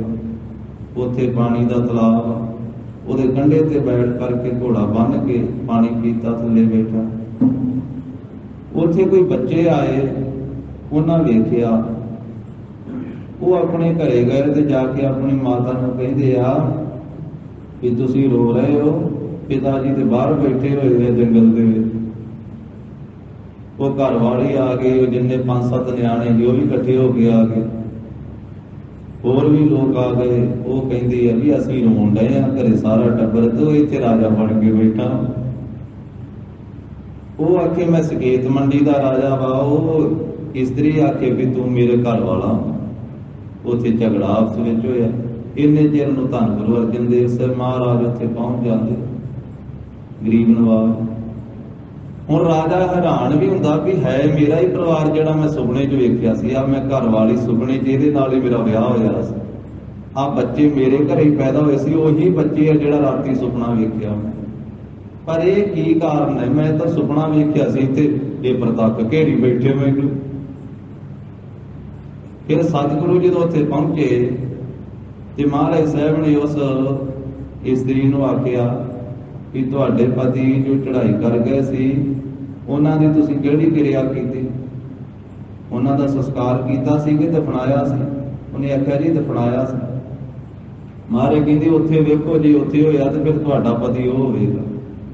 ਉਹ ਜਦੋਂ ਪੁੱਟ ਕੇ ਵੇਖਿਆ ਮਿੱਟੀ ਨੂੰ ਤੇ ਉੱਥੇ ਉਹ ਮ੍ਰਿਤਕ ਸਰੀਰ ਉੱਥੇ ਪਿਆ। ਕਹਿਣ ਲੱਗੇ ਨਹੀਂ ਇਹ ਨਹੀਂ ਤੁਹਾਡਾ ਪਤੀ, ਉਹ ਤੁਹਾਡਾ ਜਿਹੜਾ ਤੁਸੀਂ ਦਫਨਾਇਆ। ਫਿਰ ਉਹਨਾਂ ਨੇ ਵਿਹੜਾ ਛੱਡਿਆ। ਫਿਰ ਰਾਜੇ ਨੂੰ ਲੈ ਕੇ ਵਾਪਸ ਆਏ ਮਹਾਰਾਜ ਸਾਹਿਬ। ਰਾਜਾ ਕਹਿੰਦਾ ਵੀ ਮਹਾਰਾਜ ਇਹ ਕੀ ਬਾਣਾ ਵਾਪਰਿਆ? ਸਤਿਗੁਰੂ ਕਹਿੰਦੇ ਜੋ ਤੂੰ ਕੱਲ ਸੁਣਿਆ ਸੀ ਬਾਣੀ ਦੇ ਵਿੱਚ, ਲੇਖ ਨਾ ਮਿਟਾਈ ਹੈ ਸਕੀ ਜੋ ਲਿਖਿਆ ਕਰਤਾਰ। ਲੇਖ ਮਿਟਦਾ ਨਹੀਂ, ਪਰ ਗੁਰੂ ਘਰ ਦੇ ਵਿੱਚ ਇਹ ਸਮਰੱਥਾ ਵਾ, ਉਹਨੂੰ ਇਸ ਤਰੀਕੇ ਨਾਲ ਭੁਗਤਾ ਦਿੰਦੇ। ਜਿਹੜਾ ਪ੍ਰਤੱਖ ਭੋਗਣਾ ਹੁੰਦਾ ਵਾ ਸੁਪਨੇ 'ਚ ਭੁਗਤਾ ਦਿੰਦੇ ਮਹਾਰਾਜ ਸਾਹਿਬ। ਮਿਟਿਆ ਤਾਂ ਨਹੀਂ, ਪਰ ਸੁਪਨੇ ਦੇ ਵਿੱਚ ਸਾਰਾ ਭੁਗਤਾ ਦਿੱਤਾ। ਇਸੇ ਤਰ੍ਹਾਂ ਹੀ ਮਹਾਰਾਜ ਸਾਹਿਬ ਜੀ ਨੇ ਭਾਈ ਸ਼ਮੀਰ ਨੇ ਅੰਮ੍ਰਿਤ ਛਕਿਆ ਸੀ। ਸ਼ਮੀਰ ਸਿੰਘ ਬਣਿਆ ਦੀਨੇ ਪਿੰਡ ਵਿੱਚ, ਦੀਨਾ ਕੰਗ ਮਾਲ ਵਿੱਚ, 10ਵੇਂ ਪਾਤਸ਼ਾਹ ਤੋਂ ਅੰਮ੍ਰਿਤ ਛਕਿਆ ਸੀ। ਤੇ ਉਹਨੇ ਵੀ ਸੁਪਨੇ ਦੇ ਵਿੱਚ ਕਈ ਜੂਨਾਂ ਭੋਗੀਆਂ। ਮਹਾਰਾਜ ਕਲਗੀਧਰ ਪਾਤਸ਼ਾਹ ਨੇ ਆਖਿਆ ਸੀ ਵੀ ਇਹ ਪ੍ਰਤੱਖ ਭੋਗਣੀਆਂ ਸੀ, ਤੂੰ ਗੁਰੂ ਕਾ ਅੰਮ੍ਰਿਤ ਛਕਿਆ, ਇਸ ਕਰਕੇ ਤੇਰੀਆਂ ਜੂਨਾਂ ਜਿਹੜੀਆਂ ਸੁਪਨੇ ਵਿੱਚ ਹੀ ਭੁਗਤਾ ਦਿੱਤੀਆਂ। ਤਾਂ ਸਤਿਗੁਰੂ ਗਰੀਬ ਨਵਾਜ਼ ਸੱਚੇ ਪਾਤਸ਼ਾਹ ਜੀ ਕਿਰਪਾ ਕਰਕੇ ਦੱਸਦੇ ਹਨ, ਹਾਡੀ ਬਾਟੀ ਨੀਂਦ ਨਾ ਆਵੇ ਪਰ ਘਰ ਚਿਤ ਨਾ ਡੋਲਾਵੇ। ਵੀ ਰਵੇ ਹੱਡੀਆਂ ਵਿੱਚ, ਸੰਸਾਰ ਵਿੱਚ, ਰਸਤੇ ਵਿੱਚ, ਸੋਨੇ ਚਾਂਦੀ ਵਿੱਚ, ਪਰ ਅਗਿਆਨਤਾ ਦੀ ਨੀਂਦ ਨਾ ਆਵੇ। ਪਰਾਏ ਘਰਾਂ ਦੇ ਵਿੱਚ ਚਿੱਤ ਡੋਲੇ ਨਾ, ਚਿੱਤ ਡਾਵਾਂ ਡੋਲ ਨਾ ਹੋਵੇ। ਤੇ ਬਿਨ ਨਾ ਆਵੇ ਮਨ ਟੇਕ ਨਾ ਟਿਕੇ। ਨਾਮ ਤੋਂ ਬਿਨਾ ਮਨ ਜਿਹੜਾ ਹੈ ਨਾ ਇਹ ਟਿਕਣਾ ਨਹੀਂ। ਨਾਮ ਦੀ ਟੇਕ ਲੈ ਕਰਕੇ ਮਨ ਟਿਕਾ ਦੇ ਸਹਿਤ ਹੋ ਜਾਵੇਗਾ। ਨਾਨਕ ਭੂਖ ਨਾ ਜਾਏ। ਜਿਹੜੀ ਅੰਦਰ ਭੁੱਖ ਲੱਗੀ ਹੋਈ ਹੈ ਨਾ ਪਦਾਰਥਾਂ ਦੀ, ਤ੍ਰਿਸ਼ਨਾ ਰੂਪੀ ਭੁੱਖ, ਇਹ ਨਾਮ ਤੋਂ ਬਿਨਾ ਨਹੀਂ ਜਾਂਦੀ। ਨਾਮ ਜਪਣ ਦੇ ਨਾਲ ਹੀ ਇਹ ਸਿੱਧੋ ਨਾਥੋ ਮਨ ਦੀ ਭੁੱਖ ਦੂਰ ਹੁੰਦੀ ਹੈ। ਜਿੰਨਾ ਚਿਰ ਨਾਮ ਦੇ ਨਾਲ ਮਨ ਨਹੀਂ ਜੁੜਦਾ, ਉਹਨਾਂ ਚਿਰ ਅੰਦਰ ਦੀ ਭੁੱਖ ਨਹੀਂ ਦੂਰ ਹੁੰਦੀ ਹੈ। ਹਾਟ ਪੱਟਣ ਘਰ ਗੁਰੂ ਦਿਖਾਇਆ। ਹਾਟ ਹੱਟੀ, ਪੱਟਣ ਨਾਮ ਸ਼ਹਿਰ ਦਾ, ਘਰ ਹੱਟੀਆਂ ਦੇ ਵਿੱਚ ਵੀ, ਪੱਟਣ ਸ਼ਹਿਰਾਂ ਦੇ ਵਿੱਚ ਵੀ, ਤੇ ਘਰ ਦੇ ਵਿੱਚ ਵੀ ਗੁਰੂ ਸਾਹਿਬ ਜੀ ਨੇ ਵਿਖਾ ਦਿੱਤਾ। ਕੀ ਵਿਖਾ ਦਿੱਤਾ ਹੈ? ਪਰਮੇਸ਼ਰ ਵਾਹਿਗੁਰੂ, ਉਹ ਪ੍ਰਭੂ ਹੀ ਸਾਰੇ ਪਾਸੇ ਵਿਖਾ ਦਿੱਤਾ ਵੀ ਉਹਦੀ ਕਲਾ ਹੀ ਸਾਰੇ ਪਾਸੇ ਵਰਤ ਰਹੀ ਹੈ। ਉਹ ਪ੍ਰਭੂ ਹੀ ਸਾਰੇ ਪਾਸੇ ਵਿਆਪਕ ਹੋ ਰਿਹਾ ਹੈ। ਹੱਡੀਆਂ ਦੇ ਵਿੱਚ ਵੀ ਉਸੇ ਦਾ ਹੀ ਚੇਤਾ ਕਰਨਾ ਹੈ, ਸ਼ਹਿਰ ਵਿੱਚ ਵੀ ਉਹਨੂੰ ਧਿਆਨ ਵਿੱਚ ਰੱਖਣਾ ਹੈ, ਘਰ ਵਿੱਚ ਰਹਿੰਦਿਆਂ ਵੀ ਉਸ ਦਾ ਹੀ ਸਿਮਰਨ ਕਰਨਾ ਹੈ। ਹਾਟ ਪੱਟਣ ਘਰ ਗੁਰੂ ਦਿਖਾਇਆ।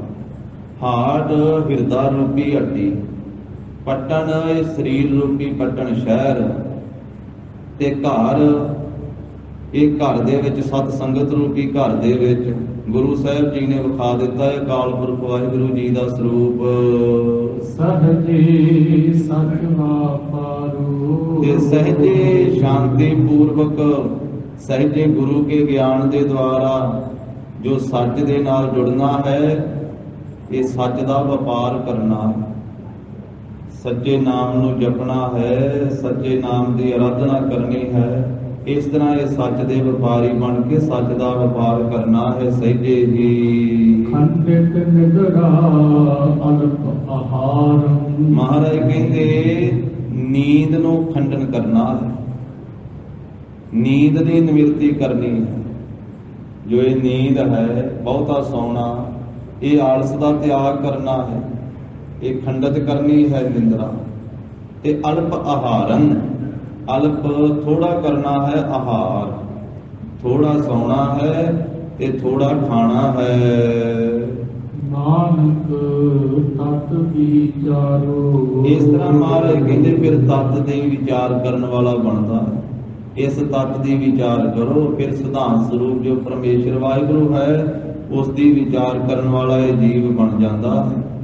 ਜਿਸ ਵੇਲੇ ਨੀਂਦ ਨੂੰ ਖੰਡਨ ਕਰਦਾ, ਪ੍ਰਤੱਖ ਨੀਂਦ ਨੂੰ ਵੀ ਤੇ ਅਗਿਆਨਤਾ ਦੀ ਨੀਂਦ ਨੂੰ, ਮੋਹ ਆਦਿਕ ਦੀ ਨੀਂਦ ਨੂੰ ਖੰਡਿਤ ਨਿੰਦਰਾ ਅਲਪ ਆਹਾਰੰ, ਤੇ ਭੋਜਨ ਜੋ ਹੈ ਉਹਨੂੰ ਥੋੜਾ ਕਰਦਾ ਹੈ। ਕਿਉਂਕਿ ਬਹੁਤਾ ਰੱਜ ਕੇ ਜਦੋਂ ਛਕ ਲੈਣਾ ਹੈ ਫਿਰ ਨੀਂਦ ਵੀ ਬਹੁਤੀ ਆਉਣੀ। ਭੋਜਨ ਦੇ ਨਾਲ ਨੀਂਦ ਦਾ ਸੰਬੰਧ ਹੈ। ਮਹਾਰਾਜ ਸਾਹਿਬ ਨੇ ਆਖਿਆ ਬਾਣੀ ਦੇ ਵਿੱਚ ਇੱਕ ਇੱਕ ਨੁਕਤਾ ਸਮਝਾਇਆ। ਪੇਟ ਭਰਿਓ, ਜ਼ਿਆਦਾ ਪੇਟ ਭਰ ਲਿਆ ਤੇ ਮਹਾਰਾਜ ਕਹਿੰਦੇ ਫਿਰ ਹਾਲਤ ਪਸ਼ੂ ਵਰਗੀ ਬਣ ਜਾਂਦੀ। ਭਗਤ ਕਬੀਰ ਸਾਹਿਬ ਕਹਿੰਦੇ ਨੇ ਦੀਨ ਵਿਸਾਰਿਓ ਰੇ ਦੀਵਾਨੇ, ਦੀਨ ਵਿਸਾਰਿਓ ਰੇ ਪੇਟ ਭਰਿਓ, ਪਸ਼ੂਆ ਜਿਉ ਸੋਇਓ, ਮਨੁੱਖ ਜਨਮ ਹੈ ਹਾਰਿਓ। ਪੇਟ ਬਹੁਤਾ ਭਰ ਲਿਆ ਤੇ ਫਿਰ ਉਹ ਨਾਲੋਂ ਨਾਲ ਹੀ ਨੀਂਦ ਆ ਜਾਂਦੀ ਵੀ ਹੁਣ ਇੱਥੇ ਲੇੜ ਕੇ ਤੇ ਇੱਥੇ ਸੌਂ ਜਾਈਏ ਉਸੇ ਮੌਕੇ ਤੇ। ਤਾਂ ਮਹਾਰਾਜ ਕਹਿੰਦੇ ਕਿ ਜੇ ਨੀਂਦ ਦਾ ਤਿਆਗ ਕਰਨਾ ਫਿਰ ਆਹਾਰ ਦਾ ਵੀ ਤਿਆਗ ਕਰਨਾ। ਭੋਜਨ ਥੋੜਾ ਕੀਤਾ ਜਾਵੇਗਾ ਫਿਰ ਨੀਂਦ ਵੀ ਤਾਂ ਹੀ ਘਟੇਗੀ। ਇਸੇ ਤਰ੍ਹਾਂ ਜਿਹੜੀ ਅਵਿਦਿਆ ਰੂਪੀ ਨੀਂਦ ਹੈ, ਅਗਿਆਨ ਰੂਪੀ ਨੀਂਦ ਹੈ, ਜਦੋਂ ਭੋਜਨ ਅਲਪ ਕੀਤਾ ਜਾਵੇਗਾ, ਅਲਪ ਆਹਾਰ, ਥੋੜਾ ਭੋਜਨ, ਤੇ ਫਿਰ ਕਾਮ ਕ੍ਰੋਧ ਉਹਦੇ ਉੱਤੇ ਵੀ ਫਿਰ ਉਹਨੂੰ ਵੀ ਵਸ ਵਿੱਚ ਕਰੇਗਾ। ਕਿਉਂਕਿ ਭੋਜਨ ਦੇ ਨਾਲ ਇਹ ਵਿਕਾਰਾਂ ਦਾ ਸੰਬੰਧ ਵੀ ਹੈ। ਤਾਂ ਹੀ ਕਹਿੰਦੇ ਨਾ ਗੁਰਮੁਖ ਪਿਆਰੇ ਮਹਾਂਪੁਰਖ ਵੀ ਜੈਸਾ ਅੰਨ ਤੈਸਾ ਮਨ। ਜਿਸ ਤਰ੍ਹਾਂ ਦਾ ਅੰਨ ਹੈ ਉਸ ਤਰ੍ਹਾਂ ਦੇ ਮਨ ਦੀ ਹਾਲਤ ਬਣ ਜਾਂਦੀ ਹੈ। ਜਿਸ ਤਰ੍ਹਾਂ ਦਾ ਭੋਜਨ ਹੈ ਤਾਂ ਵਿਕਾਰ ਪੈਦਾ ਹੁੰਦੇ ਆ ਬਹੁਤਾ ਜ਼ਿਆਦਾ ਖਾਣ ਦੇ ਨਾਲ। ਫਿਰ ਕਾਮ ਕ੍ਰੋਧ ਉਹ ਵੀ ਛਾਲਾਂ ਮਾਰਦੇ। ਤੋ ਇਸ ਕਰਕੇ ਗਰੀਬ ਨਿਵਾਜ ਸਾਹਿਬ ਜੀ ਕਹਿੰਦੇ ਅਲਪ ਆਹਾਰ ਕਰਨ ਦੇ ਨਾਲ, ਥੋੜਾ ਭੋਜਨ ਛਕਣ ਦੇ ਨਾਲ ਫਿਰ ਨੀਂਦ ਵਸ ਵਿੱਚ ਆਉਂਦੀ ਹੈ। ਇਸ ਨੀਂਦ ਦਾ ਘਟਾਉਣਾ ਕਰੇ, ਖੰਡਿਤ ਕਰੇ ਨਿੰਦਰਾ ਨੀਂਦ। ਤੋ ਗਰੀਬ ਨਿਵਾਜ ਸੱਚੇ ਪਾਤਸ਼ਾਹ ਕਹਿੰਦੇ ਤਤ ਦੀ ਵਿਚਾਰ ਹੈ। ਇਸ ਤਰ੍ਹਾਂ ਜਦੋਂ ਕਰੇਗਾ ਤੇ ਫਿਰ ਸਰੀਰ ਦੀ ਕਿਰਿਆ ਵੀ ਸਾਧੀ ਜਾਵੇਗੀ ਤੇ ਫਿਰ ਤਤ ਸਰੂਪ ਜੋ ਪਰਮੇਸ਼ਰ ਹੈ ਉਹਦੀ ਵਿਚਾਰ ਕਰਨ ਵਾਲਾ ਇਹ ਬਣ ਜਾਵੇਗਾ। ਦਰਸ਼ਨ ਭੇਟ ਕਰੋ ਜੋਗਿੰਦਰਾ। ਅਗਲੀ ਪੌੜੀ ਵਿੱਚ ਮਹਾਰਾਜ ਸਾਹਿਬ ਜੀ ਨੂੰ ਹੋਰ ਸਵਾਲ ਕਰਦੇ ਆ ਸਿੱਧ। 9ਵੀਂ ਪੌੜੀ ਚ ਕਹਿੰਦੇ ਦਰਸ਼ਨ ਭੇਖ ਕਰੋ ਜੋਗਿੰਦਰਾ। ਜੋ ਸਾਡਾ ਜੋਗੀਆਂ ਦਾ ਇੰਦਰ ਵੱਡਾ ਜੋਗੀ ਹੈ ਨਾ, ਜੋਗਿੰਦਰਾ ਗੋਰਖਨਾਥ, ਉਸ ਗੋਰਖਨਾਥ ਦੇ ਸਾਡੇ ਗੁਰੂ ਜੀ ਦੇ ਇਸ ਜੋਗ ਮਤ ਨੂੰ ਤੁਸੀਂ ਧਾਰਨ ਕਰੋ। ਇਸ ਦਰਸ਼ਨ ਨੂੰ, ਇਸ ਭੇਖ ਨੂੰ ਕਰ ਲਓ। ਜੋ 6 ਭੇਖਾਂ ਦੇ ਵਿੱਚੋਂ ਇੱਕ ਦਰਸ਼ਨ, ਇੱਕ ਭੇਖ ਹੈ ਇਹ ਜੋਗੀਆਂ ਦਾ ਸਾਡਾ। ਇਸ ਭੇਖ ਨੂੰ ਆਪ ਜੀ ਧਾਰਨ ਕਰ ਲਵੋ। ਮੁੰਦਰਾ ਝੋਲੀ ਤੇ ਸਾਡੇ ਭੇਖ ਨੂੰ ਧਾਰਨ ਕਰੋਗੇ ਤੇ ਫਿਰ ਤੁਹਾਨੂੰ ਮੁੰਦਰਾਂ ਵੀ ਪਾਉਣੀਆਂ ਪੈਣੀਆਂ ਕੰਨਾਂ ਦੇ ਵਿੱਚ। ਕੰਨਾਂ ਵਿੱਚ ਮੁੰਦਰਾਂ ਪਾ ਲਓ ਤੇ ਗਲ ਦੇ ਵਿੱਚ ਝੋਲੀ ਪਾ ਲਓ ਉਹ ਮੰਗਣ ਵਾਲੀ। ਤੇ ਖਿੰਥਾ ਉਹ ਛੋਟਾ ਚੋਲਾ ਜਿਹੜਾ ਹੈ ਇਹ ਪਾ ਲਓ। ਖਫਣੀ ਜਿਹਨੂੰ ਕਹਿੰਦੇ ਆ, ਖਫਣੀ ਨਾਮ ਰੱਖਿਆ ਸਾਧੂਆਂ ਨੇ। ਜੋ ਮੁਰਦੇ ਦੇ ਉੱਤੇ ਖਫਣ ਪਾਇਆ ਜਾਂਦਾ, ਗੋਦੜੀ ਵੀ ਕਹਿ ਦਿੰਦੇ। ਛੋਟਾ ਜਿਹਾ ਚੋਲਾ ਵੀ ਪੂਰਾ ਚੰਗੀ ਤਰ੍ਹਾਂ ਨਹੀਂ ਸੀਤਾ ਹੋਇਆ ਹੈ, ਕਦੇ ਪੂਰਾ ਆਪਾਂ ਪਾਉਣੇ ਨਾ ਸਾਰੇ ਸਰੀਰ ਤੇ, ਵੀ ਅੱਧੀਆਂ ਕਬਾਹਾਂ ਵਾਲੀ ਝੱਗੀ ਜੀ ਜਿਵੇਂ ਹੁੰਦੀ ਹੈ ਇਸ ਤਰੀਕੇ ਨਾਲ ਸਾਧੂਆਂ ਦੀ ਗੋਦੜੀ। ਤਾਂ ਕਹਿੰਦੇ ਵੀ ਇਹ ਖਿੰਥਾ ਖਪਣੀ ਵੀ ਤੁਸੀਂ ਧਾਰਨ ਕਰ ਲਓ। ਉਂਝ ਅਸਲ ਦੇ ਵਿੱਚ ਉਹਦਾ ਵੀ ਕੋਈ ਅਰਥ ਮਹਿਣਾ ਹੁੰਦਾ। ਮਹਾਂਪੁਰਖ ਦੱਸਦੇ ਆ ਕਿ ਸਾਧੂ ਲੋਕ ਇਹ ਗੋਦੜੀ ਇਸ ਕਰਕੇ ਪਾਉਂਦੇ, ਉਹਨੂੰ ਖਪਣੀ ਕਹਿ ਦਿੰਦੇ ਹਨ ਕਿ ਮੌਤ ਨੂੰ ਚੇਤੇ ਰੱਖਣ ਵਾਸਤੇ। ਜਿਵੇਂ ਮੁਰਦੇ ਨੂੰ ਪਾਇਆ ਜਾਂਦਾ ਨਾ ਖਪਣ, ਕਹਿੰਦੇ ਅਸੀਂ ਤਾਂ ਜਿਉਂਦੇ ਹੀ ਖਪਣੀ ਪਾਈ ਹੋਈ ਹੈ। ਪਿੰਡੇ ਤੇ ਸਵਾਹ ਮਲਦੇ ਸੀ, ਉਹਦਾ ਮਤਲਬ ਤਾਂ ਮਹਾਂਪੁਰਖ ਦੱਸਦੇ ਵੀ ਦੋ ਮਤਲਬ ਹੁੰਦੇ ਸੀ ਪਿੰਡੇ ਤੇ ਸਵਾਹ ਮਲਣ ਦੇ। ਇੱਕ ਤਾਂ ਇਹ ਵੀ ਉਹਨਾਂ ਨੇ ਜੰਗਲਾਂ ਪਹਾੜਾਂ 'ਚ ਰਹਿਣਾ, ਤਪ ਕਰਨਾ, ਕਿ ਗਰਮੀਆਂ 'ਚ ਗਰਮੀ ਨਾ ਲੱਗੇ ਤੇ ਸਰਦੀਆਂ 'ਚ ਠੰਡ ਨਾ ਲੱਗੇ, ਤਾਂ ਚੰਗੀ ਤਰ੍ਹਾਂ ਵਿਭੂਤੀ ਮਲ ਲੈਂਦੇ ਸੀ ਆਪਣੇ ਪਿੰਡੇ ਦੇ ਸਵਾਹ ਰਾਤ। ਤੇ ਦੂਜਾ ਗੱਲ ਇਹ ਕਹਿੰਦੇ ਵੀ ਅਖੀਰ ਨੂੰ ਇਹ ਸਰੀਰ ਨੇ ਸਵਾਹ ਹੀ ਬਣਨਾ ਵਾ, ਇਸ ਕਰਕੇ ਅਸੀਂ ਪਹਿਲੋਂ ਹੀ ਇਹਨੂੰ ਸਵਾਹ ਮੰਨਿਆ ਹੋਇਆ, ਸਮਝਿਆ ਹੋਇਆ। ਪਰ ਜੇ ਉਹ ਇਸ ਤਰ੍ਹਾਂ ਦੀ ਭਾਵਨਾ, ਇਸ ਤਰ੍ਹਾਂ ਦੀ ਅਵਸਥਾ ਬਣ ਜਾਵੇ ਤਾਂ ਵਾ, ਤੇ ਜੇ ਸਵਾਹ ਦੇ ਵਿੱਚ ਕੋਲੇ ਫਿਰ ਵੀ ਰਹਿਣ, ਵਕਾਰ ਫਿਰ ਵੀ ਰਹਿਣ, ਤੇ ਫਿਰ ਨਹੀਂ ਗੱਲ ਬਣਦੀ। ਪਰ ਇਸ ਕਰਕੇ ਉਹ ਮਲਦੇ ਤਾਂ ਇਸ ਭਾਵਨਾ ਦੇ ਨਾਲ ਹੀ ਸਨ। ਤਾਂ ਹੁਣ ਸਿੱਧ ਨੇ ਇਹ ਸਵਾਲ ਕੀਤਾ ਕਿ ਮਹਾਰਾਜ ਤੁਸੀਂ ਇਹ ਸਾਡਾ ਜੋਗੀਆਂ ਦਾ ਪੰਥ ਧਾਰਨ ਕਰ ਲਵੋ, ਜੋਗੀ ਬਣ ਜਾਓ, ਕੰਨਾਂ 'ਚ ਮੁੰਦਰਾਂ ਪਾ ਲਓ, ਗਲ ਵਿੱਚ ਝੋਲੀ ਪਾ ਲਓ, ਤੇ ਖਿੰਥਾ ਖਪਣੀ ਧਾਰਨ ਕਰ ਲਓ। ਬਾਰਹ ਅੰਤਰ ਏਕ ਸਰੇ ਬਾਹੋ। ਸਾਡੇ ਜੋਗੀਆਂ ਦੇ 12 ਪੰਥ ਹਨ। ਇਹ 12 ਪੰਥਾਂ ਦੇ ਵਿੱਚੋਂ 12 ਫਿਰਕੇ ਆ ਜੋਗੀਆਂ ਦੇ। ਉਹਨਾਂ ਦੇ ਵਿੱਚ ਜਿਹੜਾ ਇੱਕ ਫਿਰਕਾ, ਜਿਸ ਨੂੰ ਅਸੀਂ ਸਭ ਤੋਂ ਵੱਡਾ ਕਹਿੰਦੇ ਹਾਂ, ਆਈ ਪੰਥੀ ਸਗਲ ਜਮਾਤੀ। ਮਹਾਰਾਜ ਨੇ ਆਖਿਆ ਇਹ ਆਈ ਪੰਥ ਹੈ 12 ਫਿਰਕਿਆਂ ਦੇ ਵਿੱਚੋਂ। ਕਹਿਣ ਲੱਗੇ ਵੀ ਉਸ ਇੱਕ ਨੂੰ ਤੁਸੀਂ ਸਰੇਵੋ, ਇੱਕ ਦੀ ਸੇਵਾ ਕਰੋ, ਉਸ ਇੱਕ ਨੂੰ ਧਾਰਨ ਕਰ ਲਵੋ।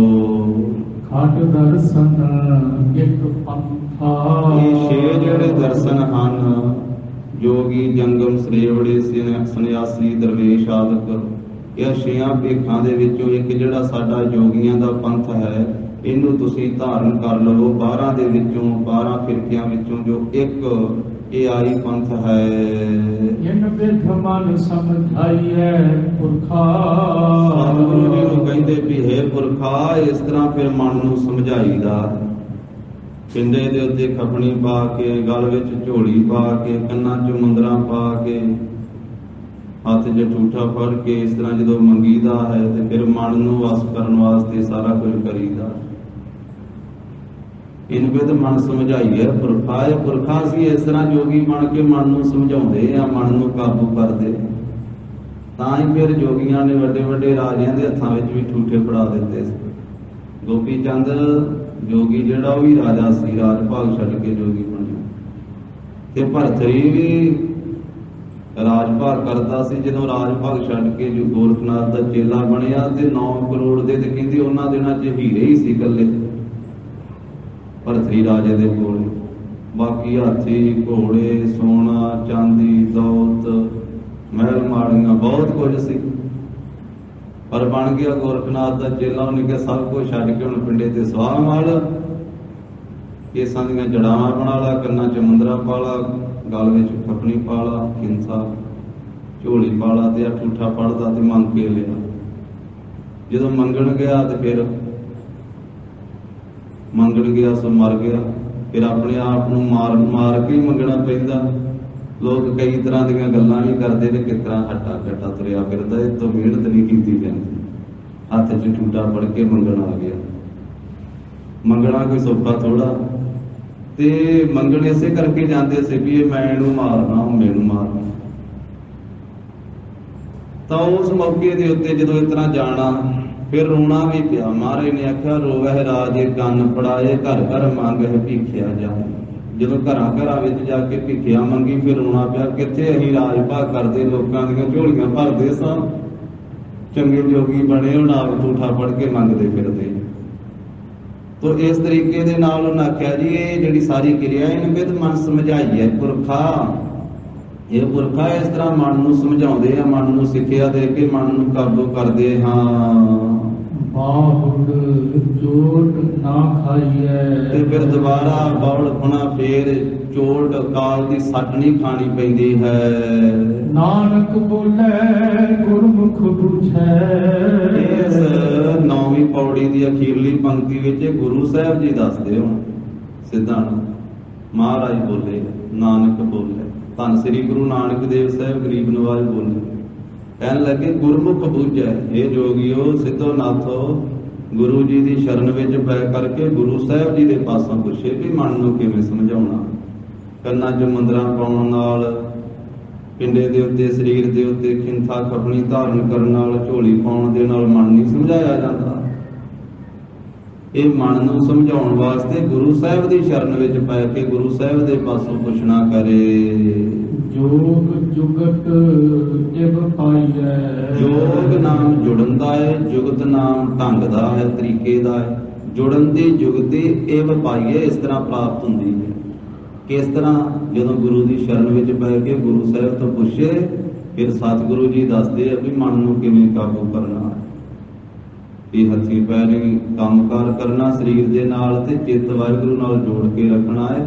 ਇਸ ਤਰੀਕੇ ਨਾਲ ਇਹ ਮਨ ਵਸ ਵਿੱਚ ਆ ਜਾਂਦਾ ਹੈ। ਜੋਗਣਾ ਭਗਤੀ ਕੱਪੜੀ, ਜੋਗਣਾ ਮੈਲੇ ਵੇਸ, ਨਾਨਕ ਘਰ ਬੈਠਿਆਂ ਜੋਗ ਪਾਈਏ। ਸਤਿਗੁਰ ਕੈ ਉਪਦੇਸ਼ ਵੀ ਖਿੰਥਾ ਖਮਣੀ ਧਾਰਨ ਕਰਨ ਦੀ ਵੀ ਲੋੜ ਕੋਈ ਨਹੀਂ, ਘਰੇ ਬੈਠਿਆਂ ਵੀ ਜੋਗੀ ਬਣ ਜਾਈਦਾ। ਪਰ ਕਿਵੇਂ? ਜਦੋਂ ਸਤਿਗੁਰੂ ਜੀ ਦਾ ਉਪਦੇਸ਼ ਹਿਰਦੇ ਵਿੱਚ ਵਸੇ। ਅੰਤਰ ਸ਼ਬਦ ਨਿਰੰਤਰ ਮੁਦਰਾ।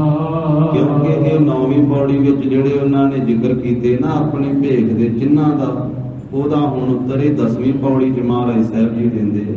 ਸਤਿਗੁਰੂ ਕਹਿੰਦੇ ਅਸੀਂ ਮੁੰਦਰਾਂ ਧਾਰਨ ਕੀਤੀਆਂ ਹੋਈਆਂ ਪਹਿਲਾਂ। ਅੰਤਰ ਸ਼ਬਦ ਜੋ ਸਾਡੇ ਹਿਰਦੇ ਵਿੱਚ ਅੰਤਰ ਪਰਮੇਸ਼ਰ ਵਾਹਿਗੁਰੂ ਜੀ ਦਾ ਨਾਮ ਵਸਿਆ ਹੋਇਆ ਨਾ, ਗੁਰੂ ਦਾ ਸ਼ਬਦ ਵਸਿਆ ਹੋਇਆ। ਸਾਡਾ ਗੁਰੂ ਅਕਾਲ ਪੁਰਖ ਹੈ, ਸ਼ਬਦ ਗੁਰੂ ਸੁਰਤ ਧੁਨ ਚੇਲਾ, ਤਤ ਨਿਰੰਜਨ ਜੋਤ ਸਬਾਈ, ਸੋਹੰ ਭੇਦ ਨਾ ਕੋਈ ਜੀਉ, ਅਪਰੰਪਰ ਪਾਰ ਬ੍ਰਹਮ ਪਰਮੇਸ਼ਰ, ਨਾਨਕ ਗੁਰ ਮਿਲਿਆ ਸੋਈ ਜੀਉ, ਆਦਿ ਅੰਤ ਏਕ ਅਵਤਾਰਾ, ਸੋਈ ਗੁਰੂ ਸਮਝੀ ਅਬੋ ਹਮਾਰਾ।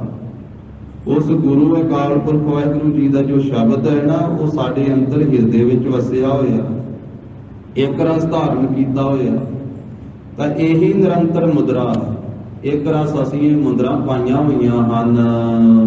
ਹਉਮੈ ਮਮਤਾ ਦੂਰ ਕਰੀ। ਹਉਮੈ ਨੂੰ ਤੇ ਮਮਤਾ ਨੂੰ ਦੂਰ ਕਰ ਦਿੱਤਾ ਹੈ ਅਸੀਂ। ਕਾਮ ਕ੍ਰੋਧ ਅਹੰਕਾਰ ਨਿਵਾਰੈ। ਇਸ ਤਰ੍ਹਾਂ ਚਾਹੀਦਾ ਜੀਵ ਨੂੰ ਇੱਕ ਰਸ ਗੁਰੂ ਦਾ ਸ਼ਬਦ ਆਪਣੇ ਹਿਰਦੇ ਵਿੱਚ ਵਸਾ ਕੇ ਤੇ ਆਪਣੇ ਕੰਨਾਂ ਨੂੰ ਮੁਦਰਾ ਕੀ ਹੈ, ਕੰਨਾਂ ਨੂੰ ਮੁੰਦਣਾ ਕਰੇ। ਝੂਠ ਨਿੰਦਿਆ ਚੁਗਲੀ ਦੇ ਵਾਕ ਕੰਨਾਂ ਵਿੱਚ ਨਾ ਪੈਣ ਦਵੇ, ਇਹੀ ਮੁੰਦਰਾ। ਇਹ ਕਾਮ ਕ੍ਰੋਧ ਅਹੰਕਾਰ ਦੀ ਨਿਵਰਤੀ ਕਰੇ, ਇਹਨਾਂ ਨੂੰ ਨਿਵਾਰ ਦਵੇ। ਗੁਰ ਕੈ ਸ਼ਬਦ ਸੋ ਸਮਝ ਕਰੀ। ਗੁਰੂ ਸਾਹਿਬ ਜੀ ਦੇ ਸ਼ਬਦ ਵਿੱਚ ਜੁੜਿਆ ਸ੍ਰੇਸ਼ਟ ਸਮਝ ਸਾਨੂੰ ਪ੍ਰਾਪਤ ਹੋਈ ਹੈ। ਖਿੰਥਾ ਝੋਲੀ ਭਰਪੂਰ ਰਹਿਆ। ਅਸੀਂ ਖਿੰਥਾ ਵੀ ਧਾਰਨ ਕੀਤੀ ਹੈ, ਝੋਲੀ ਵੀ ਧਾਰਨ ਕੀਤੀ। ਉਹ ਕਿਹੜੀ ਧਾਰਨ ਕੀਤੀ ਹੈ? ਜੋ ਪਰਮੇਸ਼ਰ ਨੂੰ ਜਾਣਿਆ ਵੀ ਉਹ ਸਾਰੇ ਪਾਸੇ ਭਰਪੂਰ ਰਹਿਆ, ਭਰਪੂਰ ਹੋ ਰਿਹਾ, ਹਰ ਇੱਕ ਥਾਂ ਤੇ ਵਾਹਿਗੁਰੂ ਵਸਿਆ ਹੋਇਆ। ਉਹਨੂੰ ਹੀ ਸਭ ਪਾਸੇ ਜਾਣਦੇ ਹਾਂ। ਜਲ ਥਲ ਮਹੀਲ ਪੂਰਿਆ, ਸੁਆਮੀ ਸਿਰਜਣਹਾਰ, ਅਨਕ ਭਾਂਤ ਹੋਏ ਪਸਰਿਆ, ਨਾਨਕ ਏਕ ਓੰਕਾਰ। ਉਹਦੇ ਭੈ ਵਿੱਚ ਰਹਿੰਦੇ ਹਾਂ। ਇਹੀ ਖਿੰਥਾ ਧਾਰਨ ਕੀਤੀ ਹੋਈ ਹੈ, ਗੋਦੜੀ ਧਾਰਨ ਕੀਤੀ ਹੋਈ ਹੈ, ਇਹੀ ਝੋਲੀ ਧਾਰਨ ਕੀਤੀ ਹੋਈ ਹੈ। ਨਾਨਕ ਤਾਰੈ ਏਕ ਹਰੀ। ਅਸੀਂ ਉਸ ਇੱਕ ਹਰੀ ਨਾਲ ਜੁੜੇ ਹੋਏ ਹਾਂ, ਜੋ ਇਸ ਸੰਸਾਰ ਭੌਜਲ ਤੋਂ ਇੱਕੋ ਇੱਕ ਹਰੀ ਤਾਰਨ ਵਾਲਾ ਹੈ। ਸਾਚਾ ਸਾਹਿਬ ਸਾਚੀ ਨਾਈ। ਉਹ ਸਾਡਾ ਸੱਚਾ ਸਾਹਿਬ ਮਾਲਕ ਹੈ, ਜਿਸ ਦੀ ਸੱਚੀ ਸੋਭਾ ਹੈ, ਜਿਸ ਦਾ ਸੱਚਾ ਨਾਮ ਹੈ। ਅਰਖੈ ਗੁਰ ਕੀ ਬਾਤ ਖਰੀ। ਗਰੀਬ ਨਵਾਜ ਕਹਿੰਦੇ ਇਸ ਤਰ੍ਹਾਂ ਗੁਰੂ ਸਾਹਿਬ ਜੀ ਦੀ ਬਾਤ ਜੋ ਖਰੀ ਹੈ ਨਾ, ਸੱਚੀ ਹੈ, ਉਸ ਨੂੰ ਆਪਣੇ ਹਿਰਦੇ ਵਿੱਚ ਧਾਰਨ ਕਰਕੇ ਤੇ ਆਪਣੇ ਜੀਵਨ ਦੀ ਪਰਖ ਕਰੇ, ਆਪਣੇ ਆਪ ਨੂੰ ਪਰਖੇ, ਆਪਣੇ ਮਨ ਨੂੰ ਕਾਬੂ ਕਰੇ।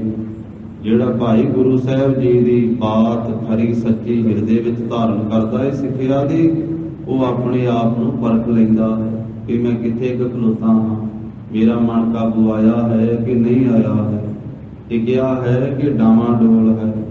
ਸੋ ਗੁਰੂ ਸਾਹਿਬ ਜੀ ਦੇ ਨਾਮ ਨਾਲ ਜੁੜ ਕਰਕੇ ਆਪਣੇ ਆਪ ਨੂੰ ਪਰਖਣਾ ਕਰੇ ਤੇ ਫਿਰ ਇਹ ਮਨ ਗੁਰੂ ਕੀ ਕਿਰਪਾ ਦੇ ਨਾਲ ਸਮਝ ਜਾਂਦਾ ਹੈ। ਇਸ ਤਰੀਕੇ ਨਾਲ ਮਨ ਨੂੰ ਸਮਝਾਇਆ ਜਾਂਦਾ ਹੈ। ਮਨ ਵਸ ਆਵੇ ਨਾਨਕਾ ਜੇ ਪੂਰਨ ਕਿਰਪਾ ਹੋਏ। ਤੋ ਇਹ 10 ਪੌੜੀਆਂ ਦੀ ਸਤਿਗੁਰੂ ਜੀ ਨੇ ਪਵਿੱਤਰ ਉਪਦੇਸ਼ ਬਖਸ਼ਿਆ। ਗੁਰੂ ਸਾਹਿਬ ਜੀ ਕੀ ਆਗਾਧ ਗੁਰਬਾਣੀ ਦੀ ਵਿਚਾਰ ਸਾਂਝੀ ਕਰਦੇ ਹਾਂ। ਹੋਈਆਂ ਭੁੱਲਾਂ ਚੁੱਕਾਂ ਦੀ ਸਤਿਗੁਰੂ ਜੀ ਗੁਰ ਸੰਗਤ ਜੀ ਖਿਮਾ ਦੇਣੀ।